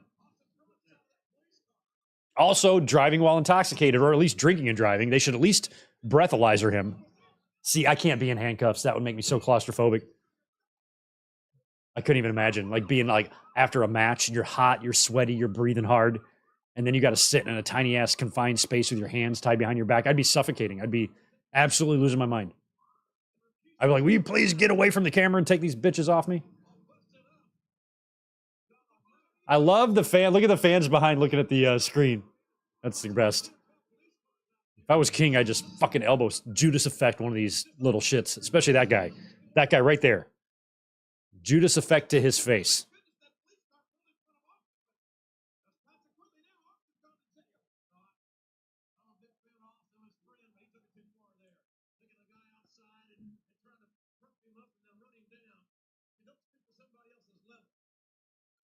Oh, yeah. Well, that's a good point. Rikishi, I don't recall being arrested after he admitted to running over Austin. Unless he was, and then Austin like didn't press charges because he'd rather kick his ass. Maybe they did explain that. I'm not sure. Good stuff there with the chair, though, and the into the truck.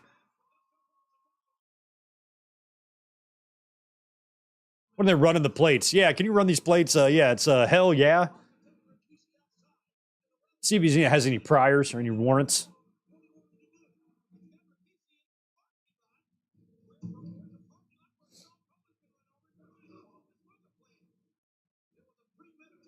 So Austin's plan was to make a Rikishi pancake up against these here rocks.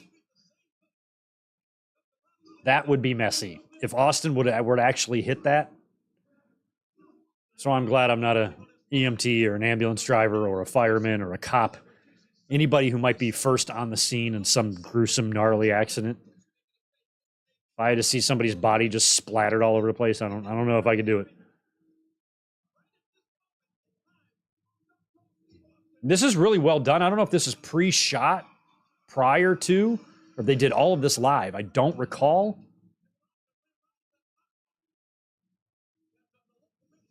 I mean, it feels like it's live because it's dark out, so they couldn't have pre-shot it that much earlier.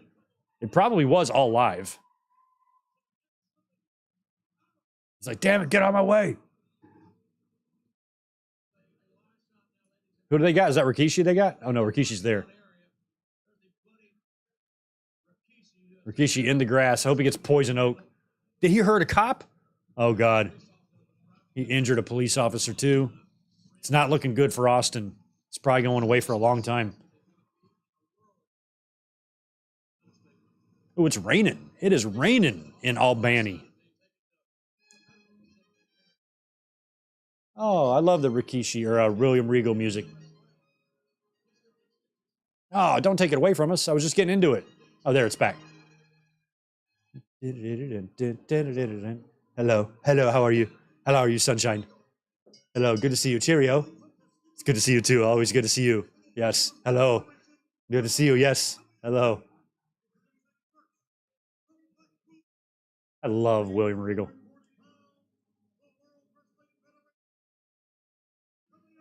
William Regal is a wanker.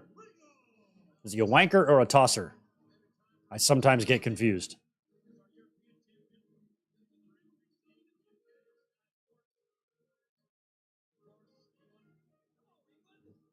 I love Regal. He's Goodwill Ambassador and reigning European champion.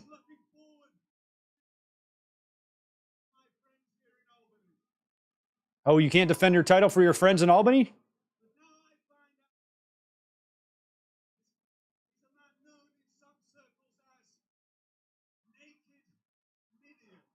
Naked Midian and Regal? This is not fair.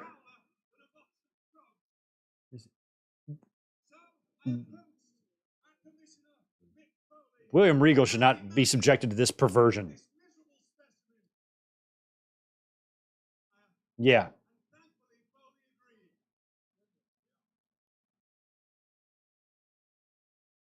Running naked willy-nilly.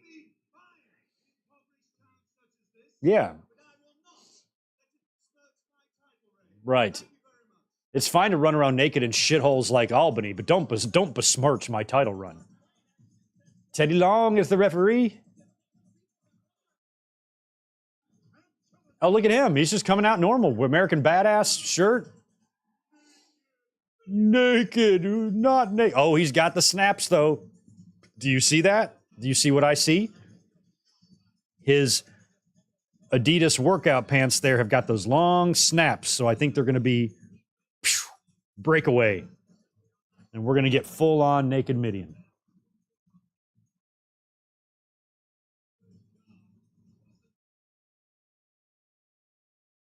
What is the charge on that? Vehicular something. Yeah, King. It was vehicular assault, I would think, or vehicular attempted murder.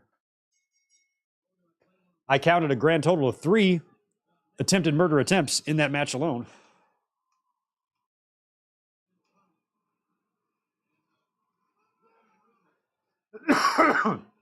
You ain't fooling me, naked Midian, with those snaps.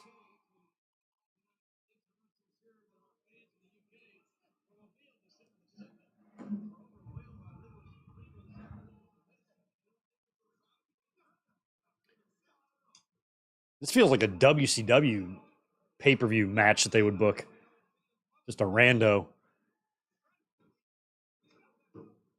Phineas I. Godwin against William Regal.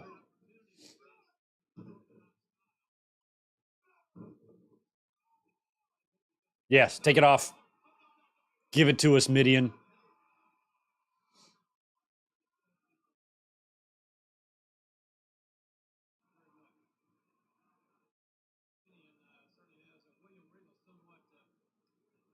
I remember when I was, I've told the story before years ago, many years ago.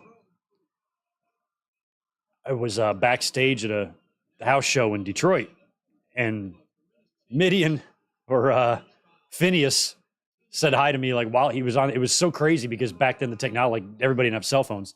So like right through the hallway there, right by the locker room, there was just this payphone just sitting right there in the middle. And he was just like the way he was standing, he was just like kind of on it. He was kind of leaning up, had his arm up.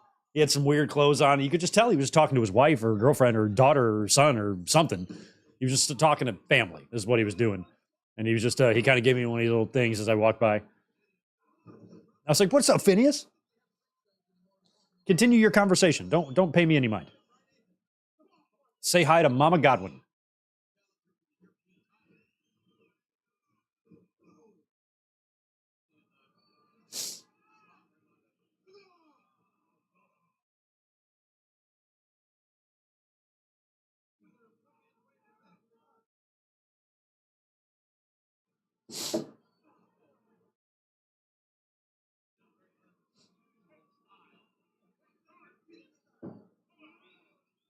Oh. I don't really agree with that, King, that tattoos are a poor man's way of investing in art because you can't sell your tattoos.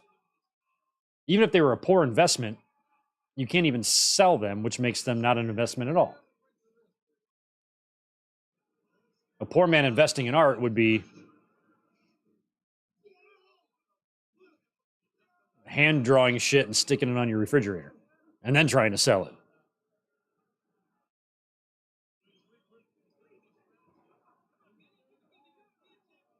Come on. Oh, no. I don't need all of that. Look at the look on Regal's face. He's like, oh, I don't want to touch this specimen. His pants, look at this shit. It's already coming off. He's already got half the snaps off of his, this whole match is pointless. It's leading up to the payoff of what's going to be, I'm guessing, Midian ripping off the pants and giving us the goods. You know you want it. Don't act like you don't. Oh, Dallas. San Fran scored again. I was about to say 14-7, but now it's 21-7 or 20-7. Why are they showing the skybox? If Taylor Swift is not up there, I don't really care who's in the skybox. I mean, unless it's Swiftie. I'm into her.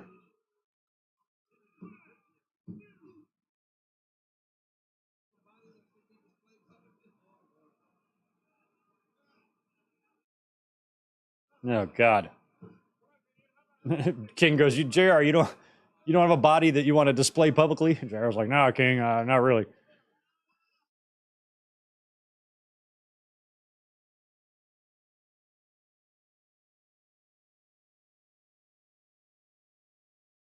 I think the latest reactions that are up for channel members and patrons, the last couple of Unforgivens that we've watched are up there now.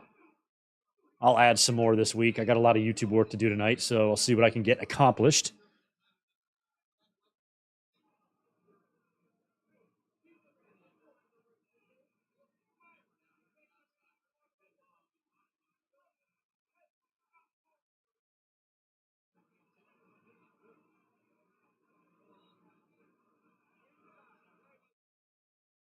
Take it off, Midian. Yes. That's a lot of blurring. Does he still have a fanny pack on? What's going on? Ew! Oh! Scary. Scary stuff there. Come on, Regal.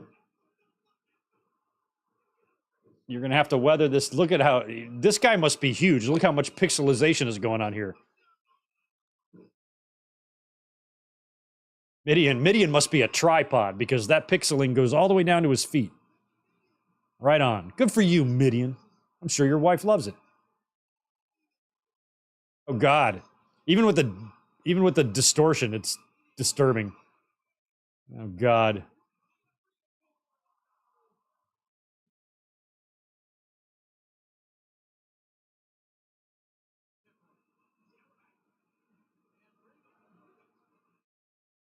I don't recall. I have the original recording of this. I should look at it to see what we actually saw here. I'm assuming Midian's got a thong on.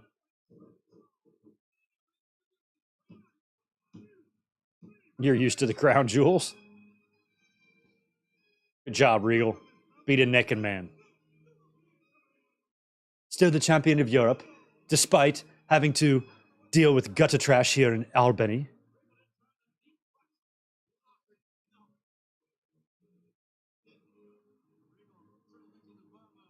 I love Regal. I could watch him all day. All right. This match isn't next, is it? We haven't even done Benoit and Terrorizing yet.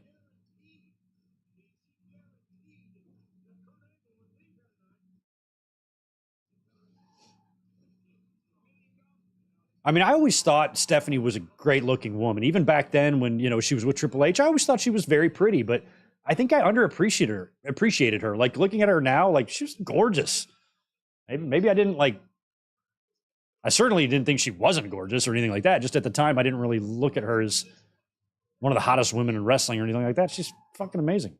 Thanks for joining us today. Oh, I love this. This was so great. I forgot about this. That's super.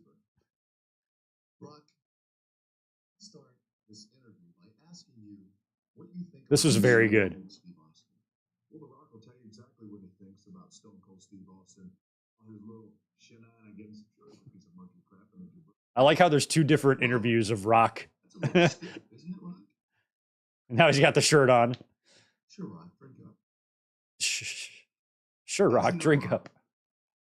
I'm gonna and one hell of a guy as well. Holy shit, Fox Star Killer.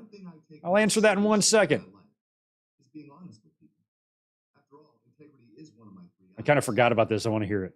Now, Rock, you told the world many times that you had nothing to do with Stone Cold Steve Austin being run over by a car last November at Survivor Series. That stuntman was great, whoever took that bump. Now, Rock, are we supposed to take your word? Are we supposed to take your word for it Believe you? and believe you? The Rock has the innate ability to tell you one thing and do another and say, you know, I never did that. And Oh, I get it. So what you're saying is you were lying the whole time. You were the one who told Rikishi to hit Stone Cold with that car. Was that your plan? sure, that was The Rock's plan at that time. That was The Rock's plan So at that time. eliminating Austin, you knew that you would be the #1 superstar here in the WWF. Yep. I like how Kurt looks at the camera. No, you're the one who told Rikishi to plow over Austin in that car. What was the first thing that went? When The Rock saw it, The Rock thought, oh, well, might be hurt. The Rock better go take a shower now so he can go eat. You cruel. I better go take a shower now so The Rock can go eat. That is absolutely harmless. Stone Cold Steve Austin was severely injured. Someone in the ambulance, and as a matter of fact, he took the guy at 5 and asked him to take him to the airport. I don't even know what The Rock's talking about there. Call yourself the people's champion after behavior like this? Settle down, mister.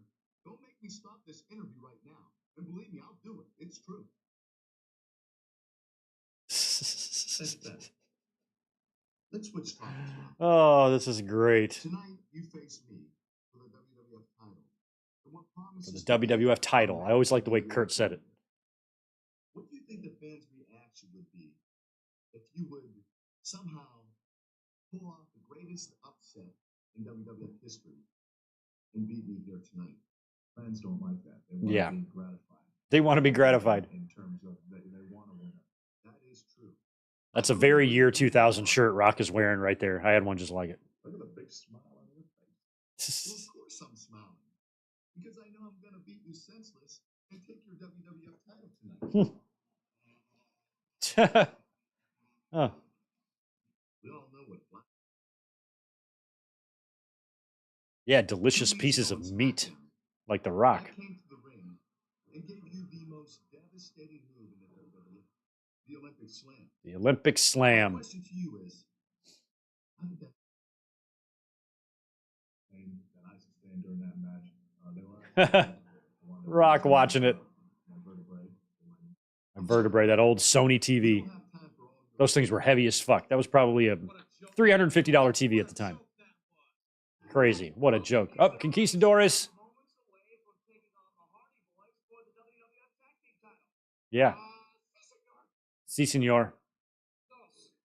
So what the Conquistadors meant when they said si, senor, and dos, that is called Spanish.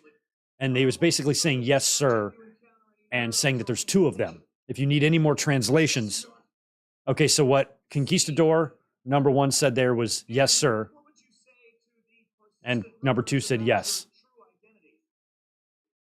There's a lot of bi things I am, and lingual is one of them. All right, it's Hardy Boys and La Conquistadores. Right on. Hopefully this is a match. How crazy is this that we're about to see a match where all 4 competitors are active wrestlers in AEW? That's bonkers. That's bonkers. I want to thank Fox Star Killer 4 chiming in during the Rock and Kurt Angle interview with a very generous $50 drop. Hey guys, sorry I'm not going to be able to be a part of this watch along here. I thought you were here the whole time.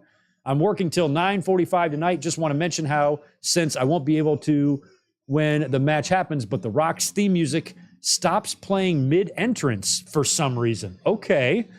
I wonder if they're going to include that here in Peacock or if that's from the original.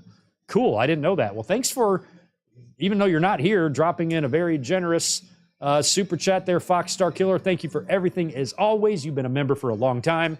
And sorry you can't be here with us live, but catch it on demand. Maybe I'll put this one up over on the members and Patreon just for you.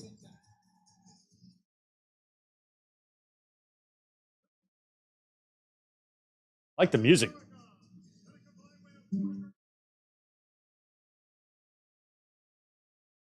Love the music.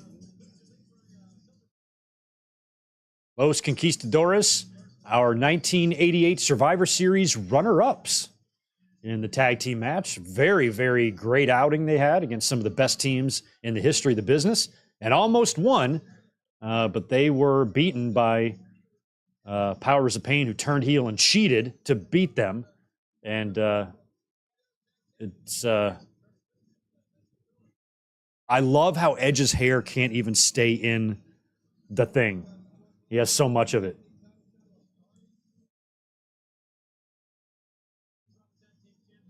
Well, hopefully Edge and Christian are in the back watching this. Hopefully their nuts are plentiful. May our feet be swift. May our bats be mighty.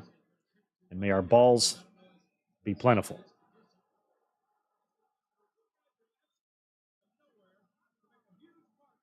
I love the Target sucks sign. All right, Matt Hardy says he's going to take the mask off, but when you unmask a luchador, that's considered very, very high disrespect. And Matt Hardy better be careful if he ever travels to Latin America. If he was, after being one of the ones to unmask a conquistador. Not the legacy you want to make for yourself, Matt. I advise against it. You're playing with a very, very dangerous legacy here.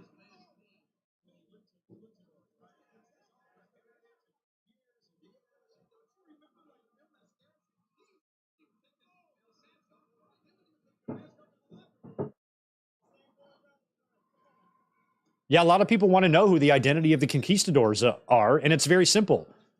The Conquistadors are comprised of Conquistador 1 and Conquistador 2.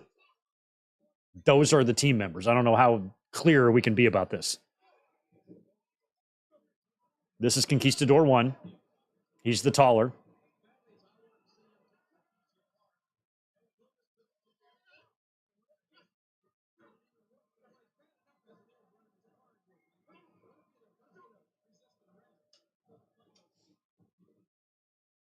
When I was in high school, I took 4 years of drama. It was just a great class, had a lot of fun. We did plays and shit. It was a blast. And my senior year was basically just goof off year. By this point, we had 3 years of this. It was all the same people in the class. We were all very close friends, knew each other well, and just kind of goofed off and tried to entertain each other with random things we would do in class. Well, we had access to everything that, the drama department would use in terms of costumes and things like that. So we basically had our whole class near where we stored all of this shit from all the previous years of stuff we had done. And the girls went in there and found themselves a jumpsuit that looked exactly like, almost more resembled like gold dust. It was all gold like that, but it had a zipper in the front. And they insisted that I put it on. So I did. I put it on, and it was the funniest thing, I guess, to them that they had ever seen. 3 people wrote about it in my yearbook. You in that jumpsuit was the funniest shit. Those were the days. So I've kind of been a conquistador before, so I kind of know where they're coming from.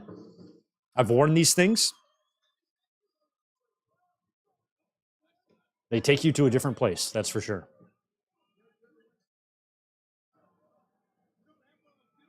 I didn't really have a choice. They literally came to me with this thing like, put this on. We want to see you wear this. like, okay. That was a conquistador. That was the conquistador traditional handshake.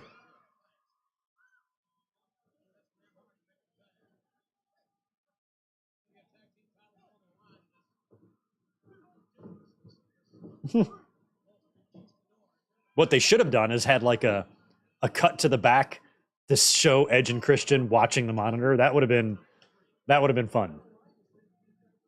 Just cut to them in the locker room, watching on one of those little square things.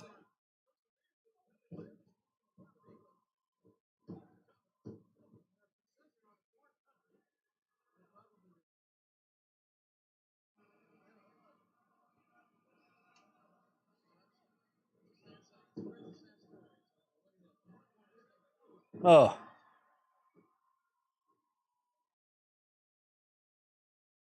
I think Jeff Hardy was recently on Hey EW with RJ City. And I saw a clip where RJ City is basically ragging on Jeff Hardy's the names for his moves. He's like, the names for your moves are terrible. Pretty funny stuff. I'm so glad RJ City has found a home in AEW because he's pretty hilarious.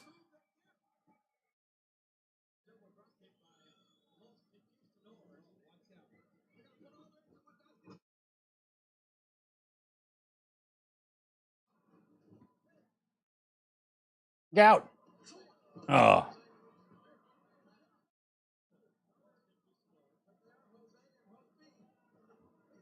Oh my God, that's so funny. Jim Ross called them Jose and Hose B because I have a coworker at work, Jose, and I call him Hose B. That's really funny. Hose B. Where's Hose B? That's his nickname.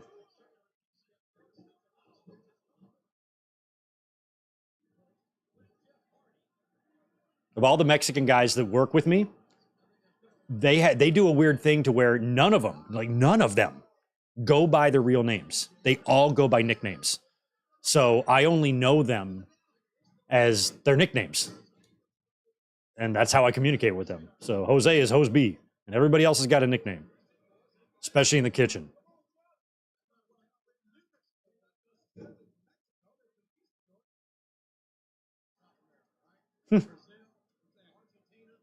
Brazil, Argentina.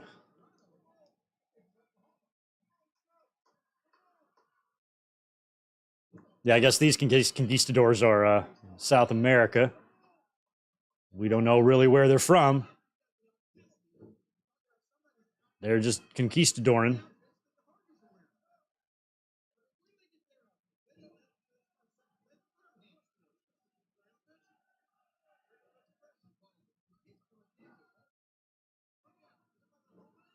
Hmm. Hmm.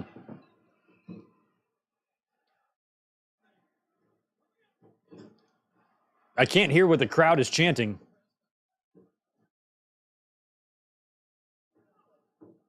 Yeah, it's very easy for the conquistadores to do their switcheroos here.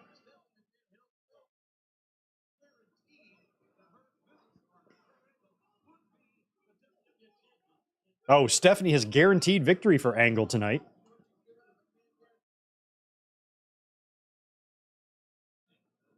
Somebody today on social media posted a picture of one of Shane McMahon's sons, and he looks exactly like Vince McMahon. It's crazy. He's got those Vince lips, those weird, creepy lips that Vince had. This kid's got them. Looks just like him. Vince is a very creepy looking person, and he's passing that creepiness on to his grandkids.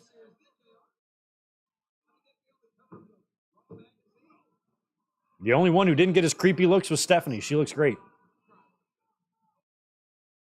Shane's creepy. All of his sons are creepy. Vince just handing out creepiness, passing it on.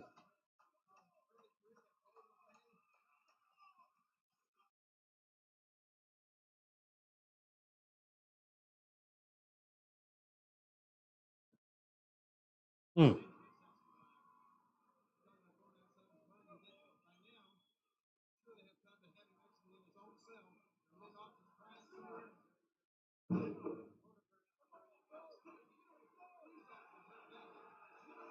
Wait a minute. Help me out. Are one of these teams the tag champions? Are we watching a tag championship? Man, who the fuck are the tag champs right now? Oh, missed.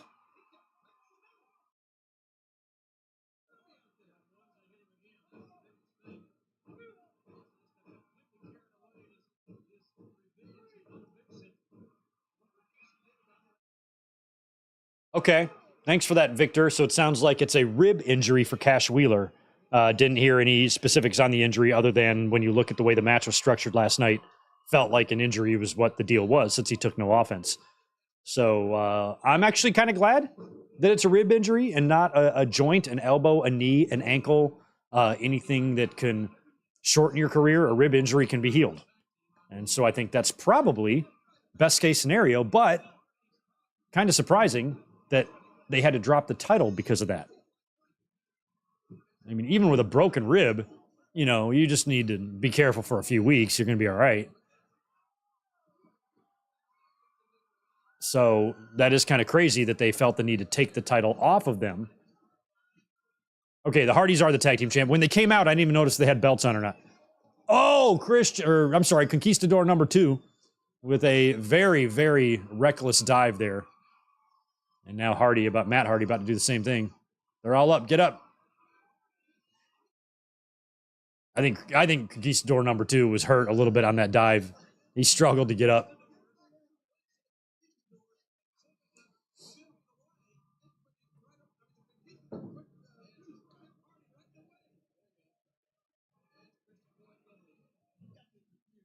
You got me confused. Uh-oh. Swanee-Tan on number 1, numero dos in the ring. Are the Conquistadors going to win the tag team titles? No, they're not.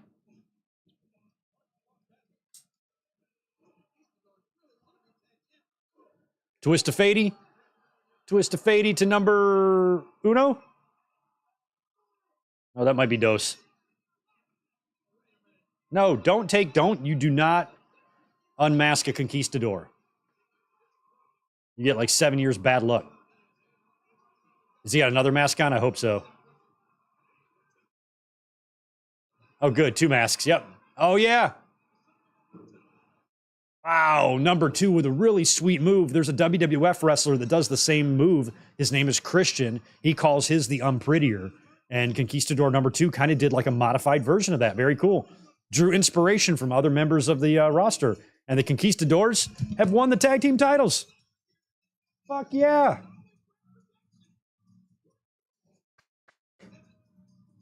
Hell yeah, man. I almost ripped out my microphone cord. You guys can still hear me, right?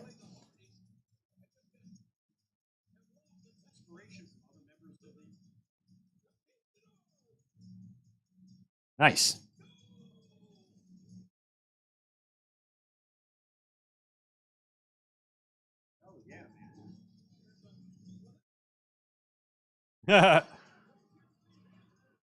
Two masks. All right. Before we get to the next match, Elizabeth is leaving. I'm going to go say goodbye to her. I will be back in just a second. Maybe I'll just put my little sign up. Be right back.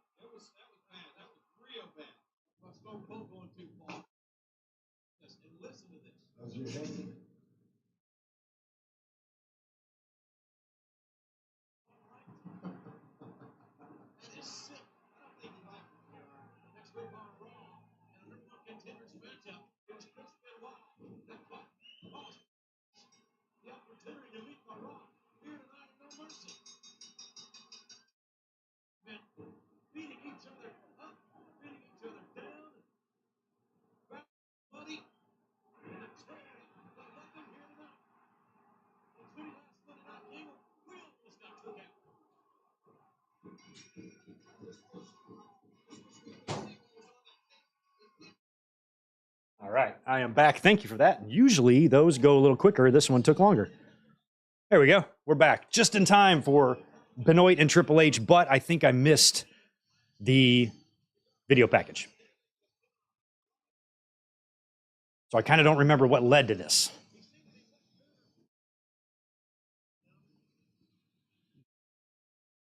Well, since I'm up, let me grab a beer too. 1 second.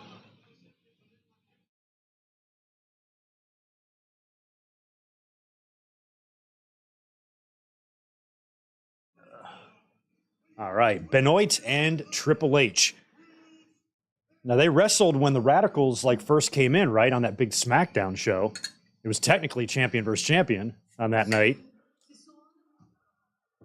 Honestly, my favorite Triple H theme, My Time.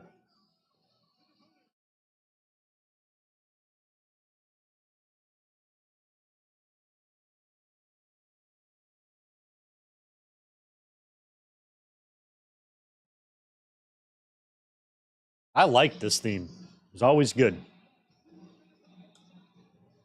I missed the Steph slap, son of a bitch. Damn it. Look at how jacked Triple H is. That's just insane. He was definitely a made man by this point.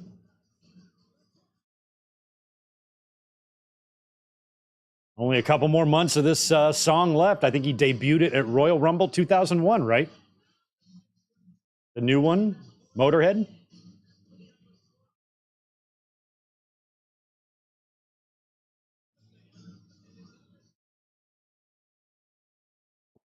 Such a weird time to be alive in the year 2000. Wish I could go back. 23. I've spent 23 years in each millennium. 23 in the 1900s, 23 in the 2000s, for a total of 46.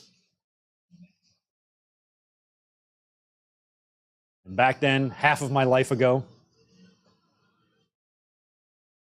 in 2000, I was living in a great apartment. Not my all-time favorite, but a great one. I was on the very, very top floor. The only thing about this specific spot that I had, it was one of the only places I ever had that didn't have a laundry unit in the apartment. So I had to kind of go downstairs and use this piece of shit with quarters. I hated it. But the apartment itself, I loved. It was very small, just living room, and then kitchen, then bedroom, bathroom in the bedroom. And I had my big, huge screen TV and all that in there. It looked awesome. It was small, but we watched a lot of pay-per-views in that apartment. And this was one of them.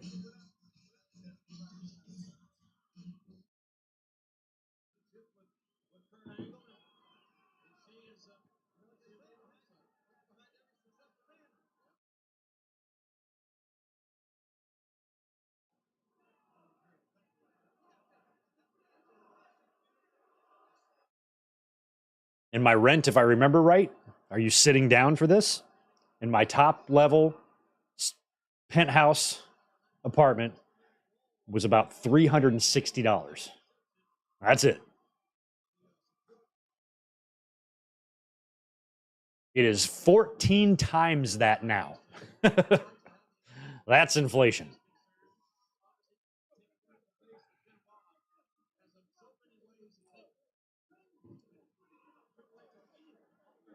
I mean, this is like this match really is prime both guys. I mean, Benoit and Triple H, I feel like physically in the ring were both at the top of their game. Imagine if you could tell both these guys, hey, in 4 years, Triple H, This guy's going to be tapping your bloody ass out in the main event of WrestleMania 20.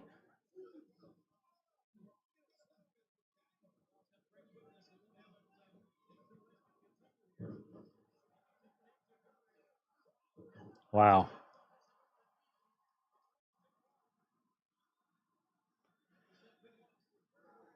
Yeah, Triple H chance in 2000 here. Triple H is a babyface here, Ray. He's pretty much a babyface.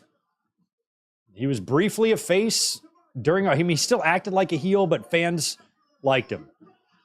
And then when it was revealed that he was with Austin, it was almost a carbon copy of what happened with The Rock in 98, because he was babyface right around the same time of year. Then he turned heel at Survivor Series, much like Triple H would turn heel just in a couple weeks, or maybe even the next night or something. And then into the next year after WrestleMania 17, even though Triple H was the one that ran over Austin, had the brutal feud with Austin, he won that 3 stages of hell thing they had at No Way Out. And then after WrestleMania, I remember like the online said what would be classified as the IWC today was becoming more pro Triple H than they were pro Austin. And I think had Triple H not gotten injured, the plan was probably for him to turn face and beat Austin for the title. That's what it felt like they were doing. And so the fans, even though Triple H was a heel, part of the 2-man power trip, he was getting the IWC respect for the first time. And Austin really wasn't. People were appreciating Triple H's ability, how good he was, how he transitioned into this believable, credible main eventer. And I always loved that for Triple H. I liked the type and style of champion and wrestler that Triple H was. And the fans started to take notice too and realize that his matches are always good. He's outperforming Austin in a lot of ways. A lot of fans believed at the time. And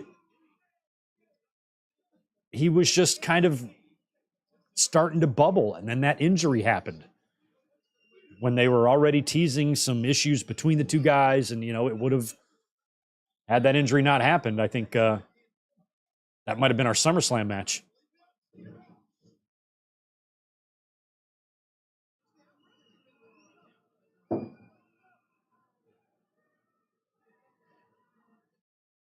I saw that, Victor. Next Battle of the Belts is on October 21st after Collision.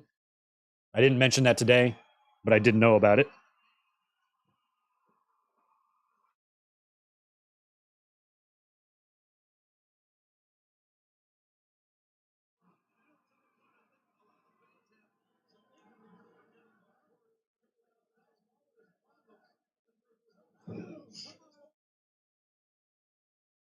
I'm going to just pause this real quick. I'm just going to catch up. My stream is 2 seconds off, so I'm just going to fix it so it's right. Oh, there we go.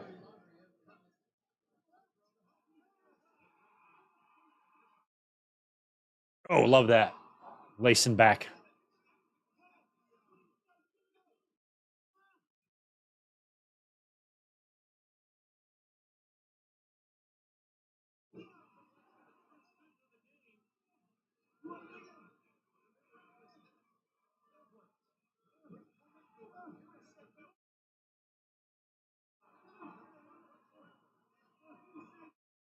Oh, I was about to say, is Triple H going to try this? I don't know if he's got the balance for that. He's doing it.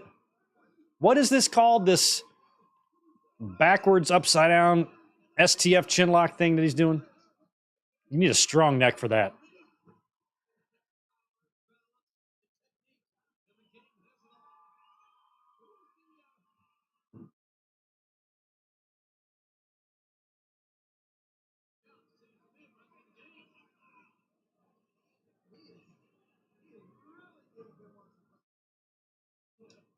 Muda lock. Okay. Thanks, Sean.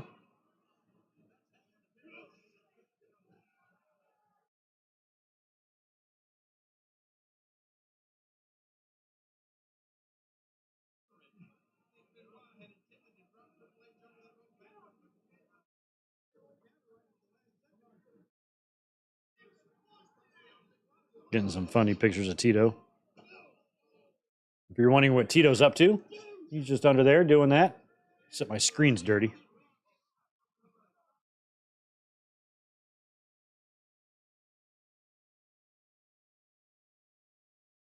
Into the steps. Ugh.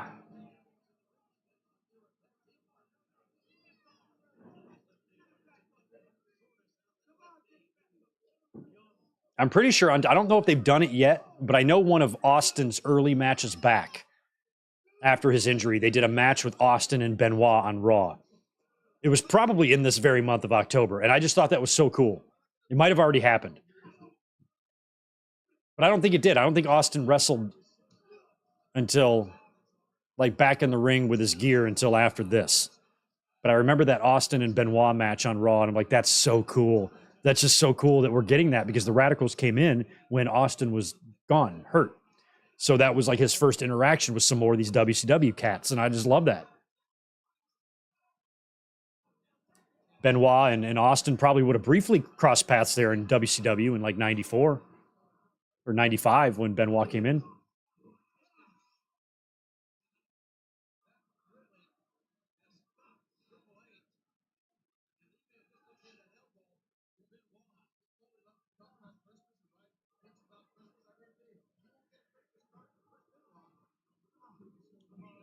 Benoit had a couple of dark matches or tryout matches in WWE, I think, in like 94 or 95. He was managed by $1 Million Man, and he took on Bob Holly. Wrestled some live events. There's photos of it. But then he ultimately decided to sign with WCW.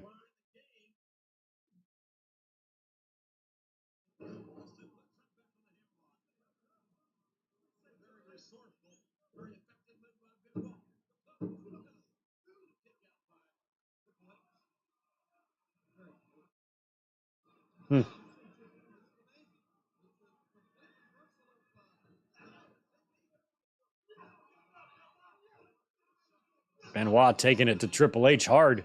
Benoit's had a good year too. You know, he worked with The Rock at Fully Loaded. Nice Northern Lights. Look at that.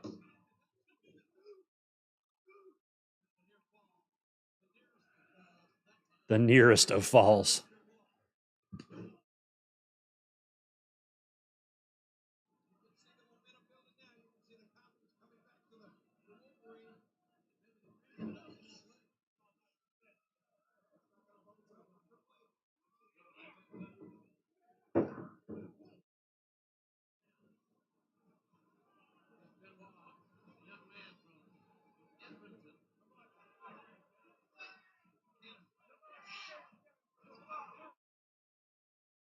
Triple H trying to get away. Nope.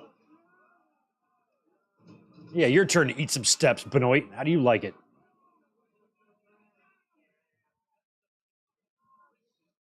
Oh, Benoit was going to maybe be Owen's partner at Mania 11.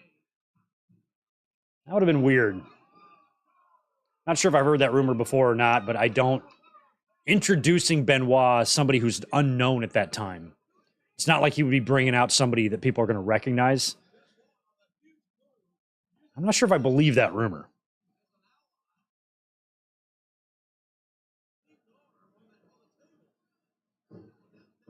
I mean, maybe it would. I mean, Mania 11 sucked. I think you could probably get away with bringing out a nobody, especially if they won the tag team titles.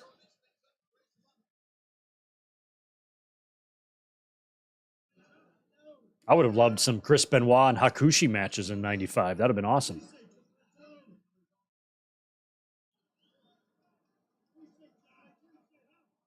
(21-7) Dallas losing to San Francisco.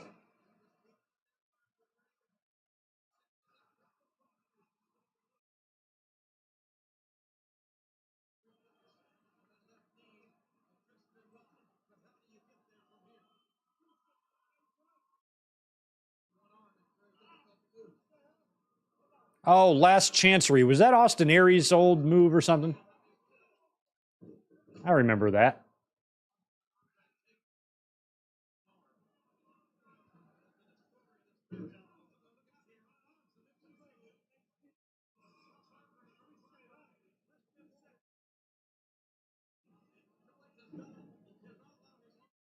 Yeah, I think Benoit's got him in an armbar here.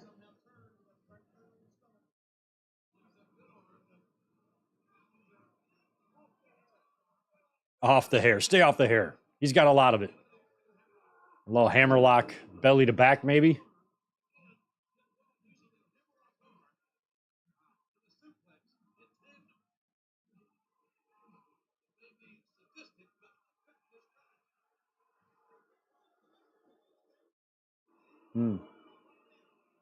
Benoit's got to be thinking headbutt. Triple H is in prime headbutt position for that.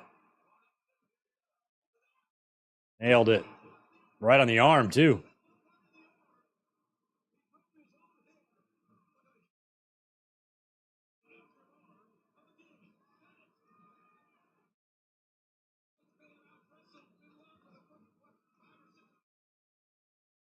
It's been pretty evenly battled. Yeah, Triple H was kind of started out hot, but Benoit, look how quick he's up.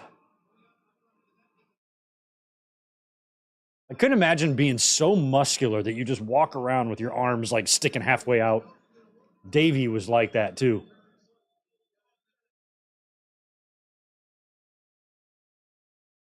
Benoit's so like stout and short to the ground, and his muscles are so thick. Nice, wow. Nice reverse suplex.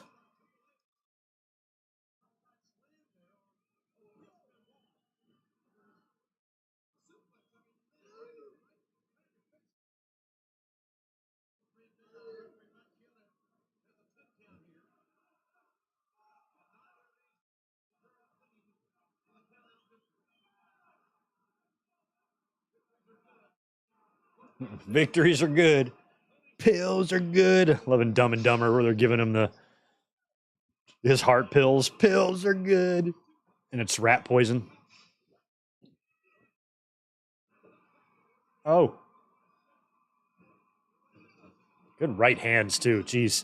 Good shots by Triple H. Good selling by Benoit.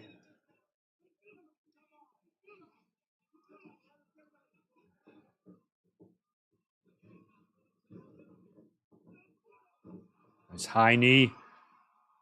Classic old school move.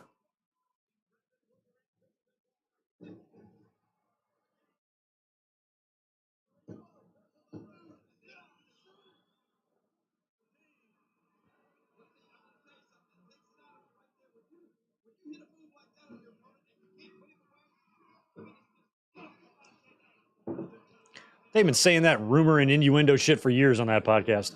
I remember years ago, it was maybe like 27. Whenever they started the podcast, I was flying to Hawaii for vacation. And my family was going there. I came after. Like I had to finish up one day of work, so I came a day later.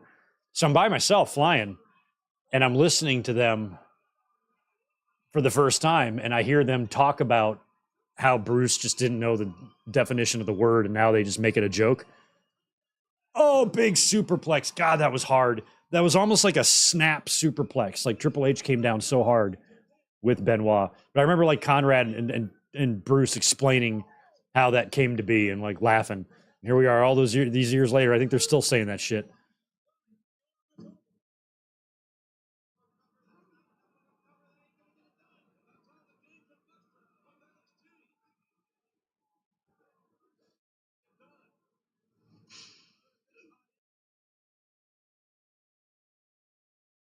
My favorite use of the word innuendo was in Grumpy Old Men when he's trying to, Walter Matthau's trying to develop his pickup line, good German. And he goes, there may be many fish in the sea, but you're the only woman I want to mount over my fireplace. And he's like, did you catch the sexual innuendo? I did, Walter. I mean, Triple H is so much bigger. Wow. Full Nelson plex. Or is that a Snapdragon? Is that what a full Nelson suplex is? Snapdragon?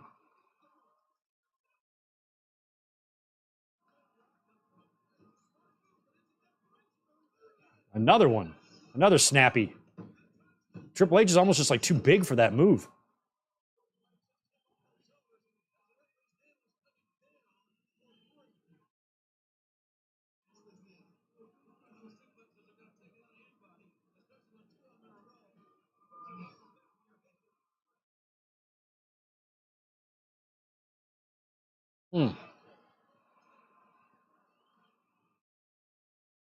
Nice.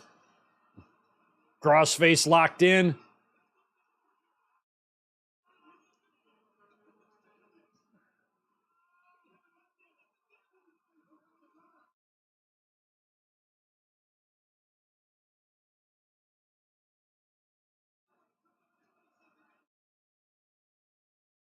Triple H is not. He's gonna have to drag Benoit if he wants to get the ropes. But I'm assuming, again, not knowing for sure, I'm assuming Triple H wins this. I can't foresee Benoit winning this clean or anything. So I feel like this is gonna be a Triple H victory. Nice. That's what you do. That's where he gets that Rabid Wolverine nickname from, is because of shit like that.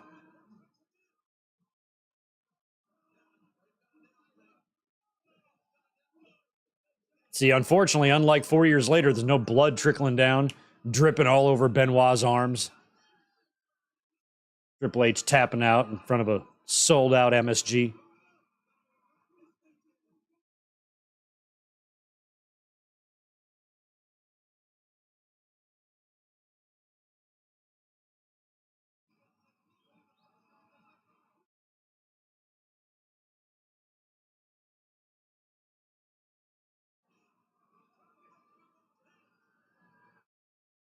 Wow. Wow, I don't even know what that was, like a fireman's carry into Samoan drop counter to the crossface. Worked. Here comes Stephanie. Oh, yeah. Run. Run towards me, Stephanie McMahon. Please. Oh. Oh, another slap. Look how cute she is. Can't get over it. Slapping Benoit. That's all it's going to take is one slap and a pedigree? No. He's got to come out of this. He's got to fight out. Yeah, he's fighting. Come on, Benoit. Crossface him one more time.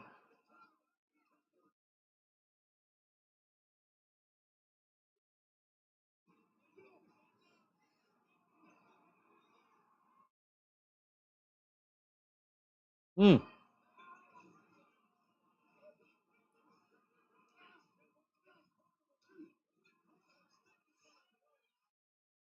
Oh, low blow.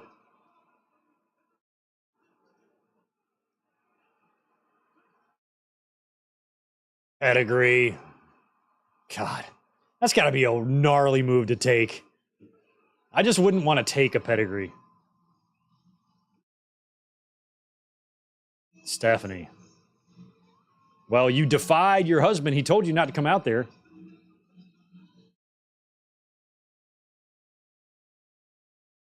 He's going to be mad at you.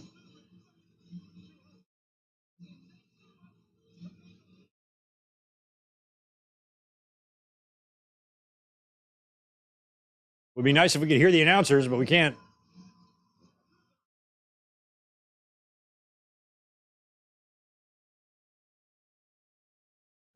Triple H, you're breathing funny.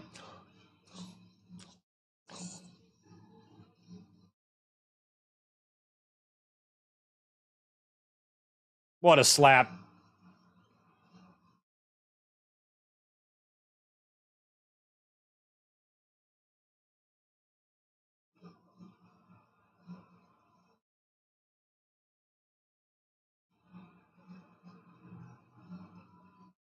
Boom.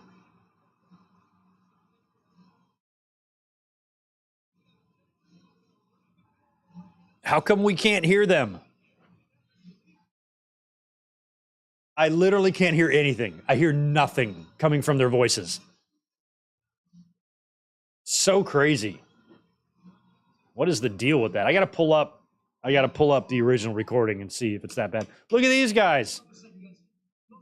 Mm-hmm. There, Edge and Christian. There you guys are. I was wondering where you guys were. Super hot. When we saw you defeat the Hardys, we ran to the grocery store.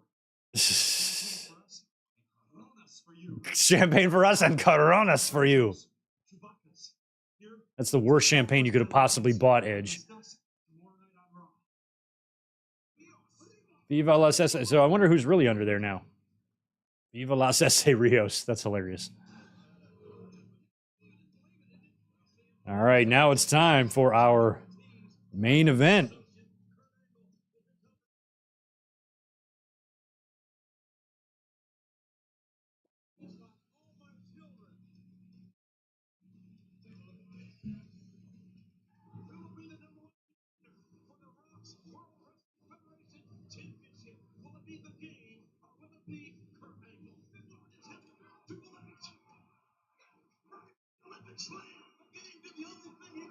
I think JR just mentioned All My Children. When I was a kid, my grandma, I think, watched that all the time, and she would always talk about it. And in my head, remember when I said when I was a kid, I thought Hulk Hogan's name was like Hull Hogan? This show that she would always talk about, I thought was called like one word, All My. I don't know what All My means, but I thought like All My was one word and Children was another. And I thought that till I was like a teenager, until I realized what the show was called. But something about that stuff when I was a kid, I always misunderstood what names meant. I was a dumb kid.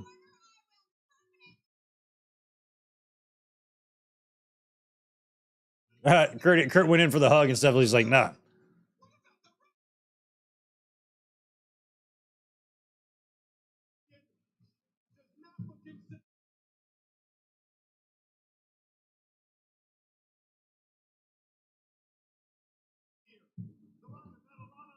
Yeah, he's recently learned about Rikishi.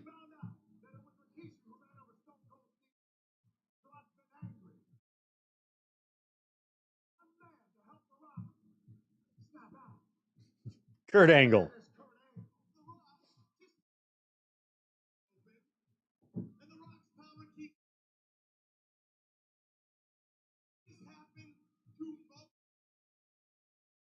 Mowed her down. Like The Rock had nothing to do with it. They tried to make it The Rock's rental car. It was almost as if they were trying to decide mid-storyline if they wanted it to be Rock or not. We just don't know. So let's leave the door open by making it his rental car and shit, but then ultimately deciding to have it be Triple H.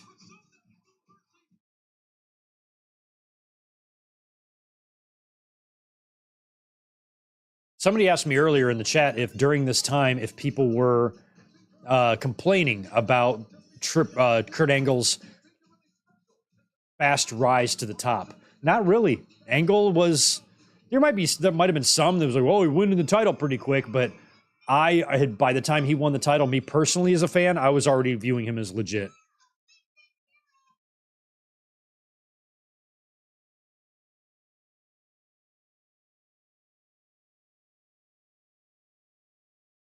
I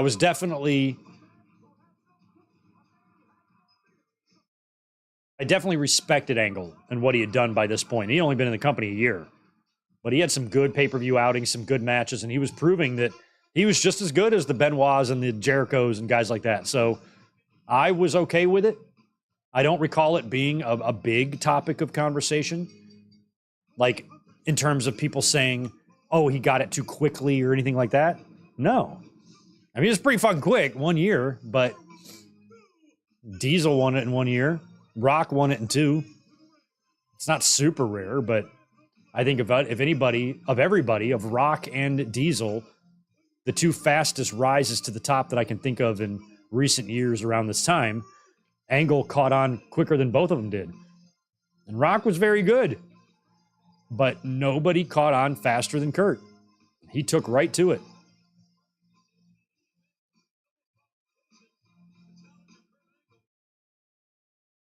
Stephanie's like, thanks.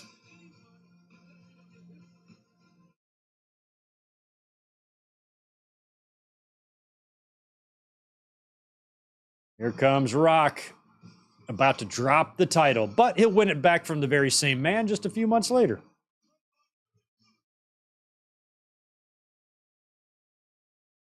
And I remember, too, leading up to the pay-per-view, you kind of felt it. Like, I remember back then in those days, well, I did have a hotline, but I don't know if I did predictions or not.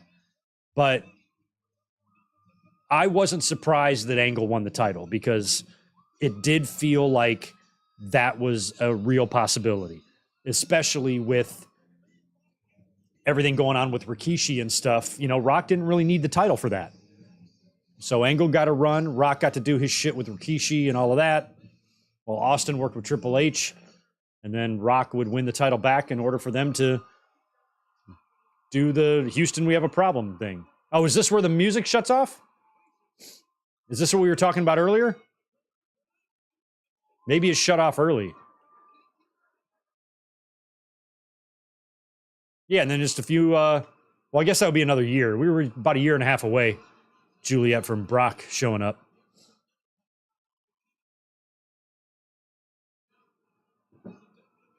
And Brock, I think you mean Brock got to the title in mere months. Yeah, Brock and Angle, easily the two best to really take to wrestling. So Brock, Angle, Rock, and Kevin Nash were all guys that got the title very early in their run with little experience. You know, other guys have come in and got the title quick, like AJ Styles, but he had a 20-year career before that. Those guys did not. So that's different. These are guys winning the title in their first year or two in the business, and that's just fucking insane. Granted, Nash had a little bit of a stint there as Oz and Vinny Vegas and stuff. You know, his Diesel character was only a little over a year, and he was champion. Oh, Angle using the chair on Rocky.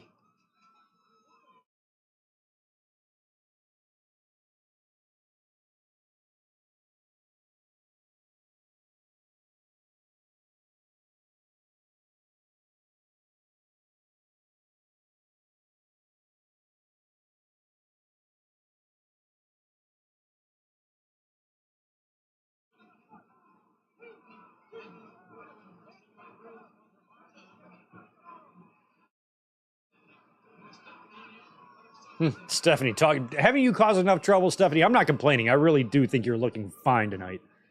But I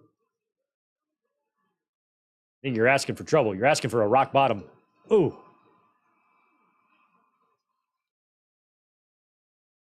Trying to think, aside from SummerSlam 2000, I'm trying to think how many times I've seen these guys wrestle in person. I've probably seen another match with them. Oh, there's Triple H. Look at that old Gatorade label. I miss those. It's got electrolytes and what plants crave.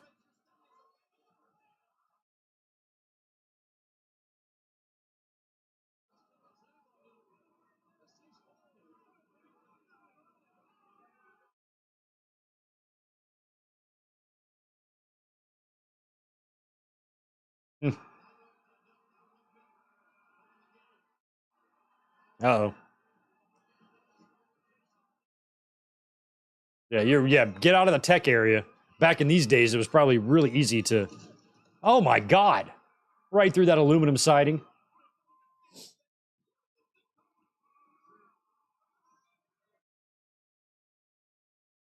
Yo, that's way easier than what Kurt did earlier in the year at the King of the Ring, going through those glass windows and shit with Shane McMahon. So he went through the set and out the other side. Oh, wow, they're way over there. Fans are loving it. Yeah, I've been that fan so many times during the Attitude Era. Like the action coming right up to you. I can't tell you how many times I've been in that situation. Oh! Equipment landing on the Rock. Look out. That's equipment.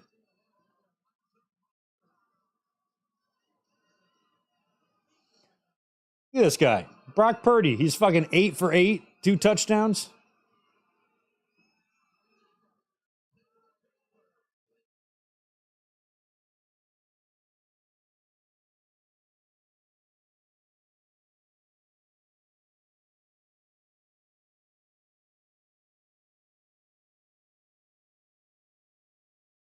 Oh, look at that. He's going to make Kurt Angle kiss himself. Oh, you just ruined that fan's cutout.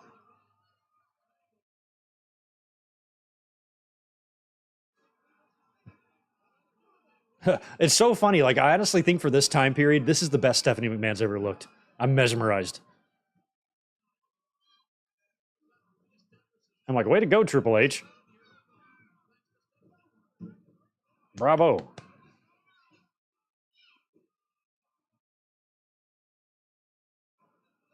She always got that boy, yeah, screaming how obnoxious she was. She was so good at that. It was almost like it came naturally, but that $1 billion princess thing was She knew exactly what to do with that. Oh, man, there she goes again. Choking the Rock this time. How bad? That's not going to hurt him. That wouldn't hurt. That wouldn't even hurt me.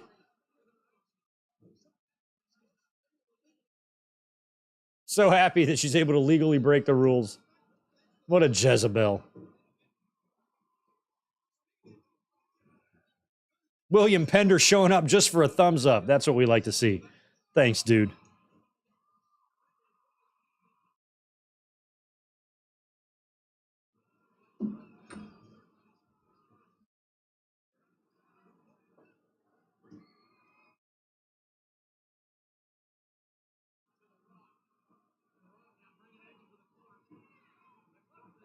Oh, is this a new no DQ? I was like, no, Rock, damn it. Oh, yeah, it's anything goes, but still, Stephanie was very happy about her ability to break these rules.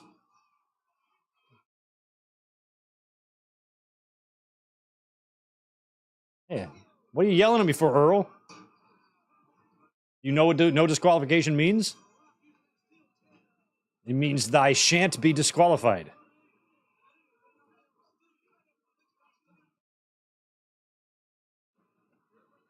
Chris May, JR used to say Jezebel a lot. I know, that's why I say it. I still use Jezebel to describe Jezebels on TV. Like if me and Elizabeth are watching a movie and you got a Jezebel in that movie, I'll call her out.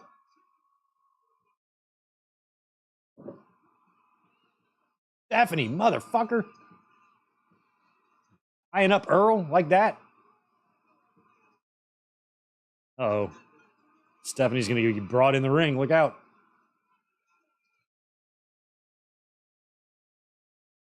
Look at Rock.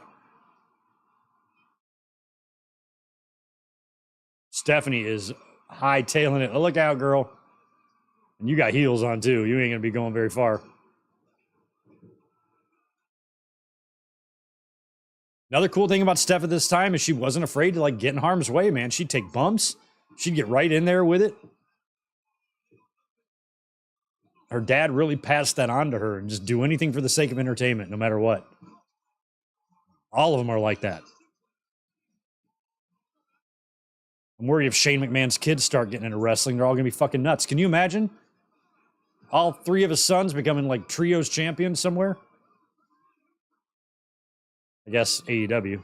That'd be weird, having three McMahon grandsons as AEW trios champions. It could happen.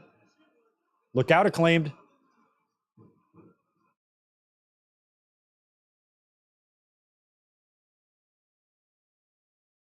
Oh, that old Stone Cold middle finger. I still have one packed away in all of my keepsakes. The old Stone Cold foam middle finger. I don't know why I bought that, but I did. I don't know why I bought a lot of things when I was 23.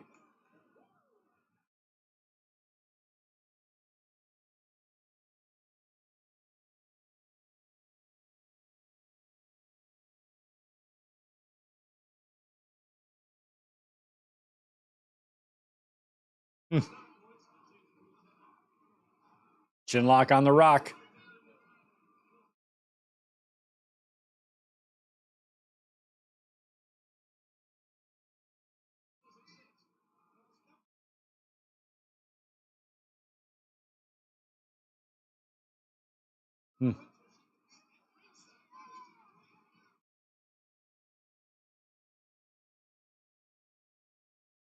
Nice, Kurt Angle.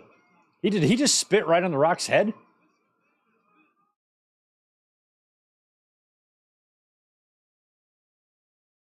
Love that little move Kurt did to cinch up. $1 Million Man used to do that. A lot of guys used to do it, but I remember Ted. That right there, that move.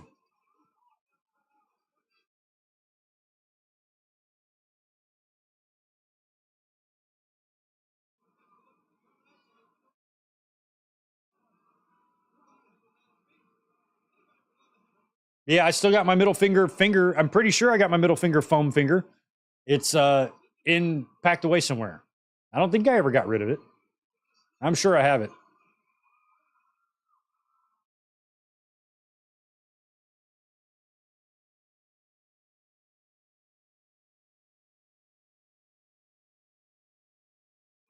Over the top rope. Big spill by Angle.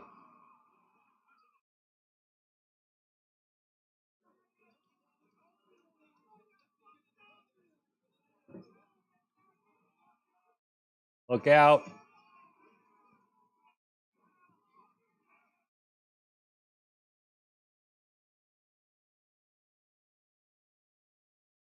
Reunite the click sign. Now in 2000, maybe. 2 more years. 2002, we'd get close to having it happen. Stephanie running away again.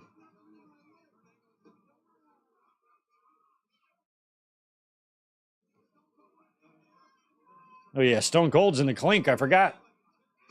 Oh.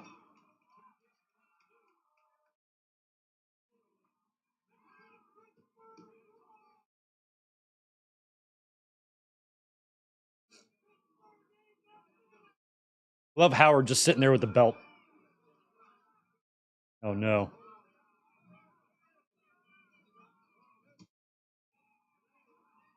Just ramming it. Angle was also really good at this stuff. See how his head is just bouncing off the table like that? Oh, spit right in his face.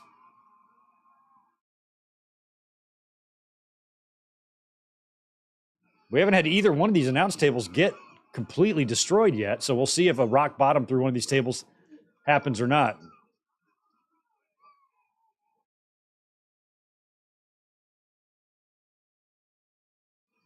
Stephanie is still running. Don't slip on that water, girl. She's got the belt.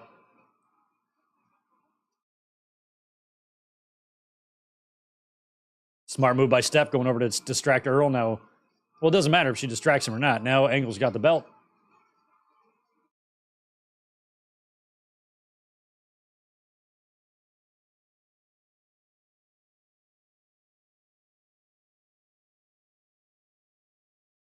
Turn around, Rocky. But, oh, rock bottom, no. Angle countered.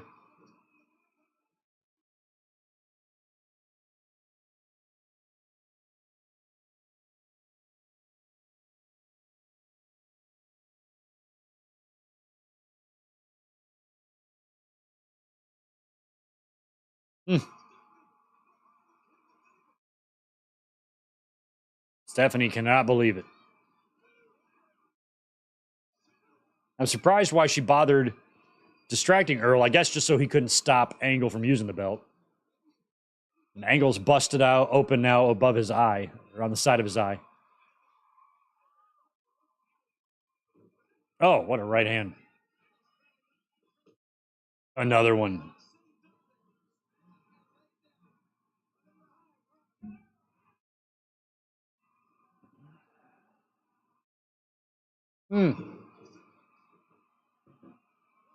Big superplex.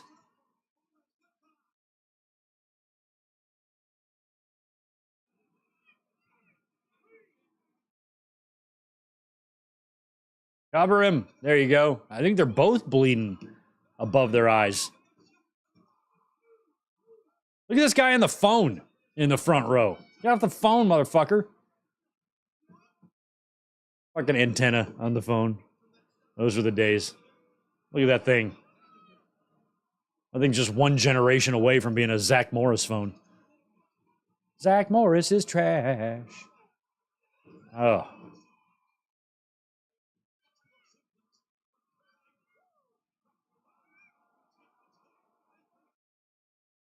Cover him. Stephanie, what the hell? He's going for the moonsault. A Kurt moonsault. You're going to land on Rock's head. He moved, thank God. What a beautiful Tiffany Stratton-esque moonsault that was.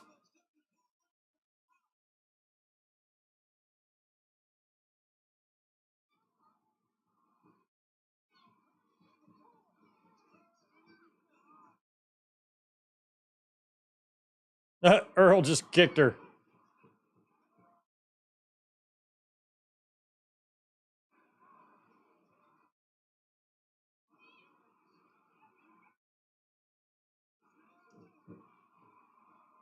I don't even remember how Angle really wins this. I mean, I know obviously there's going to be some cheating.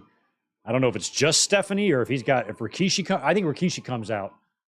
Actually, I know he does. I remember now. Nice. There's that old classic float over DDT counter that Rock has used ever since the warehouse days training with Dr. Tom.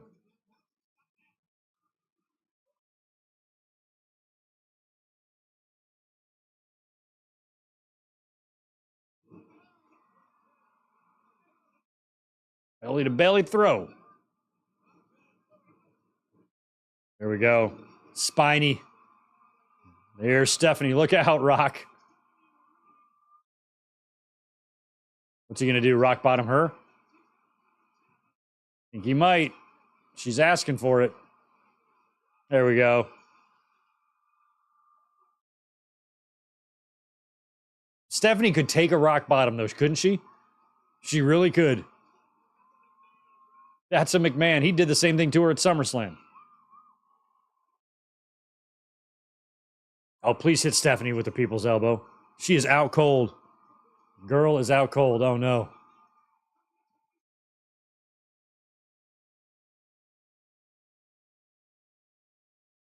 Oh, no. Oh, I wanted to see it. Angle stopped it. Angle came in and stopped it. You robbed us, Kurt. Stephanie's still not moving. Oh, here comes Triple H. He's pissed. He's pissed. Oh, no. He's attacking Kurt Angle. Coming out to help The Rock. Is Rock going to hit Triple H? Oh, yep. I guess he is. He's going to... Oh, no. I mean, Triple H ain't that much of a babyface. He just pedigreed The Rock. He's mad at both of them for endangering his exceptionally gorgeous wife. There you go. Drag her out.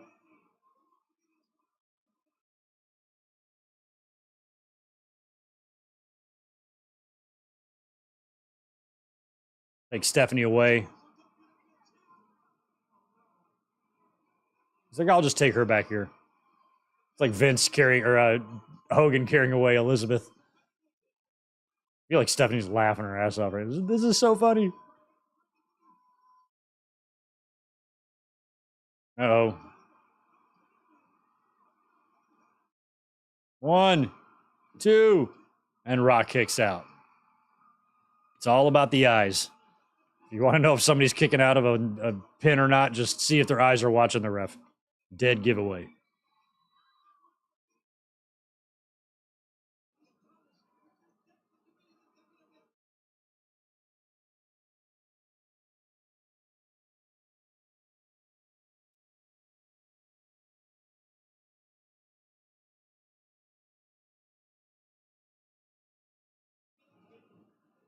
Oh. I guess Triple H was that is true. I guess Triple H was justified in that pedigree, considering The Rock just physically assaulted his wife. So yeah, I guess he doesn't lose his babyface card for that. That's cool. Understandable, Triple H. That's why you're here, Juliet, to school us.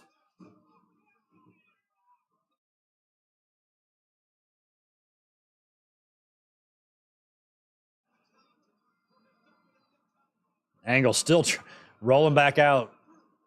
Angle will have a few months here of like title survivals.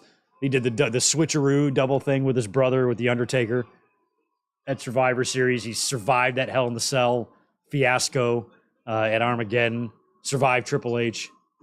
So he'd have 3 pay-per-view defenses before Rock would retrieve the belt from him.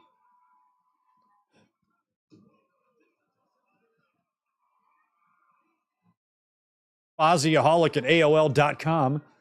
America Online. Oh, here comes Rikishi. God, look how messed up he looks. Head bandaged, crusty ass blood and dried up Diet Pepsi all over his head.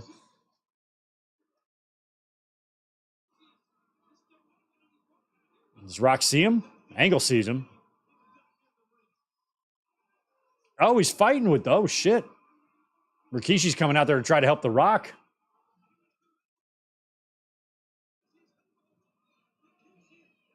Rikishi is helping The Rock.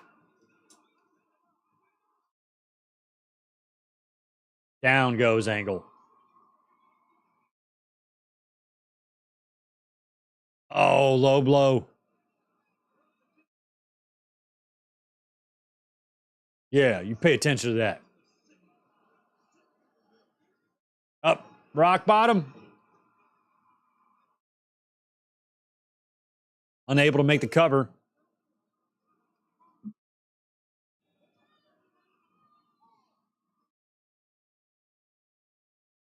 Cover. 1, 2. Kick out by Angle. Jeez. Up. San Francisco scored again. One play, 26 yards. 41-10. Way to go, Dallas. Uh-oh. Oh, shit. Rikishi's in the ring. He's going to go for the... Oh, he pulled the Rock in the way. Now he's going to hit. And so has 2 mistakes he's about to make. He just hit the Rock. Now he's going to super kick him by accident, right? He's going to aim for Angle. Missed. Boom. Now he's mad again. Son of a bitch. I better just leave now. Missed again.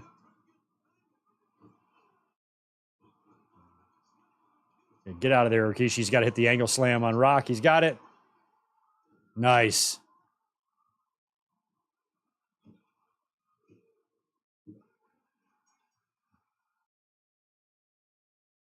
Wish I could hear the announcers. We're just watching this blind. Can't hear shit from JR and King, but Angle has just won the WWF title from The Rock. And he's crying. Crying with a booger in his nose.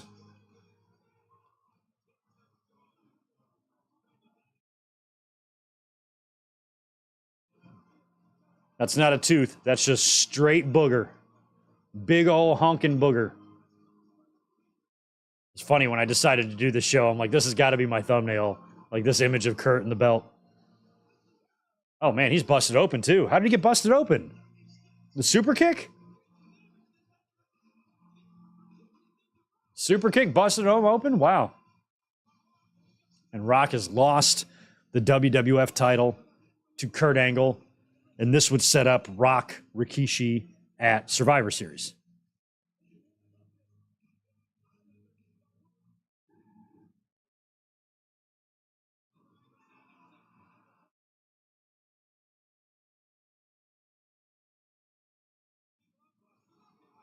Oh, caught him.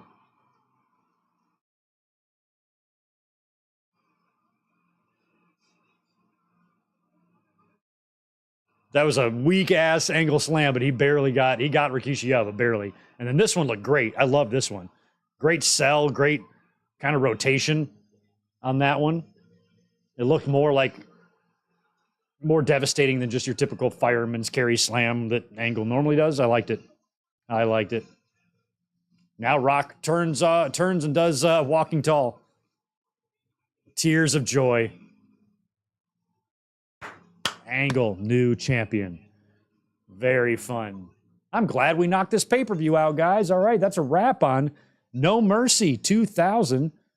Cool. I'm glad. I have not seen that show in so long, so I'm glad we finally got to take a look back at the night that Kurt Angle was, or the night that Kurt Angle became a main eventer, I should say. So yeah, that was a lot of fun. Thank you so much for being with us tonight, guys.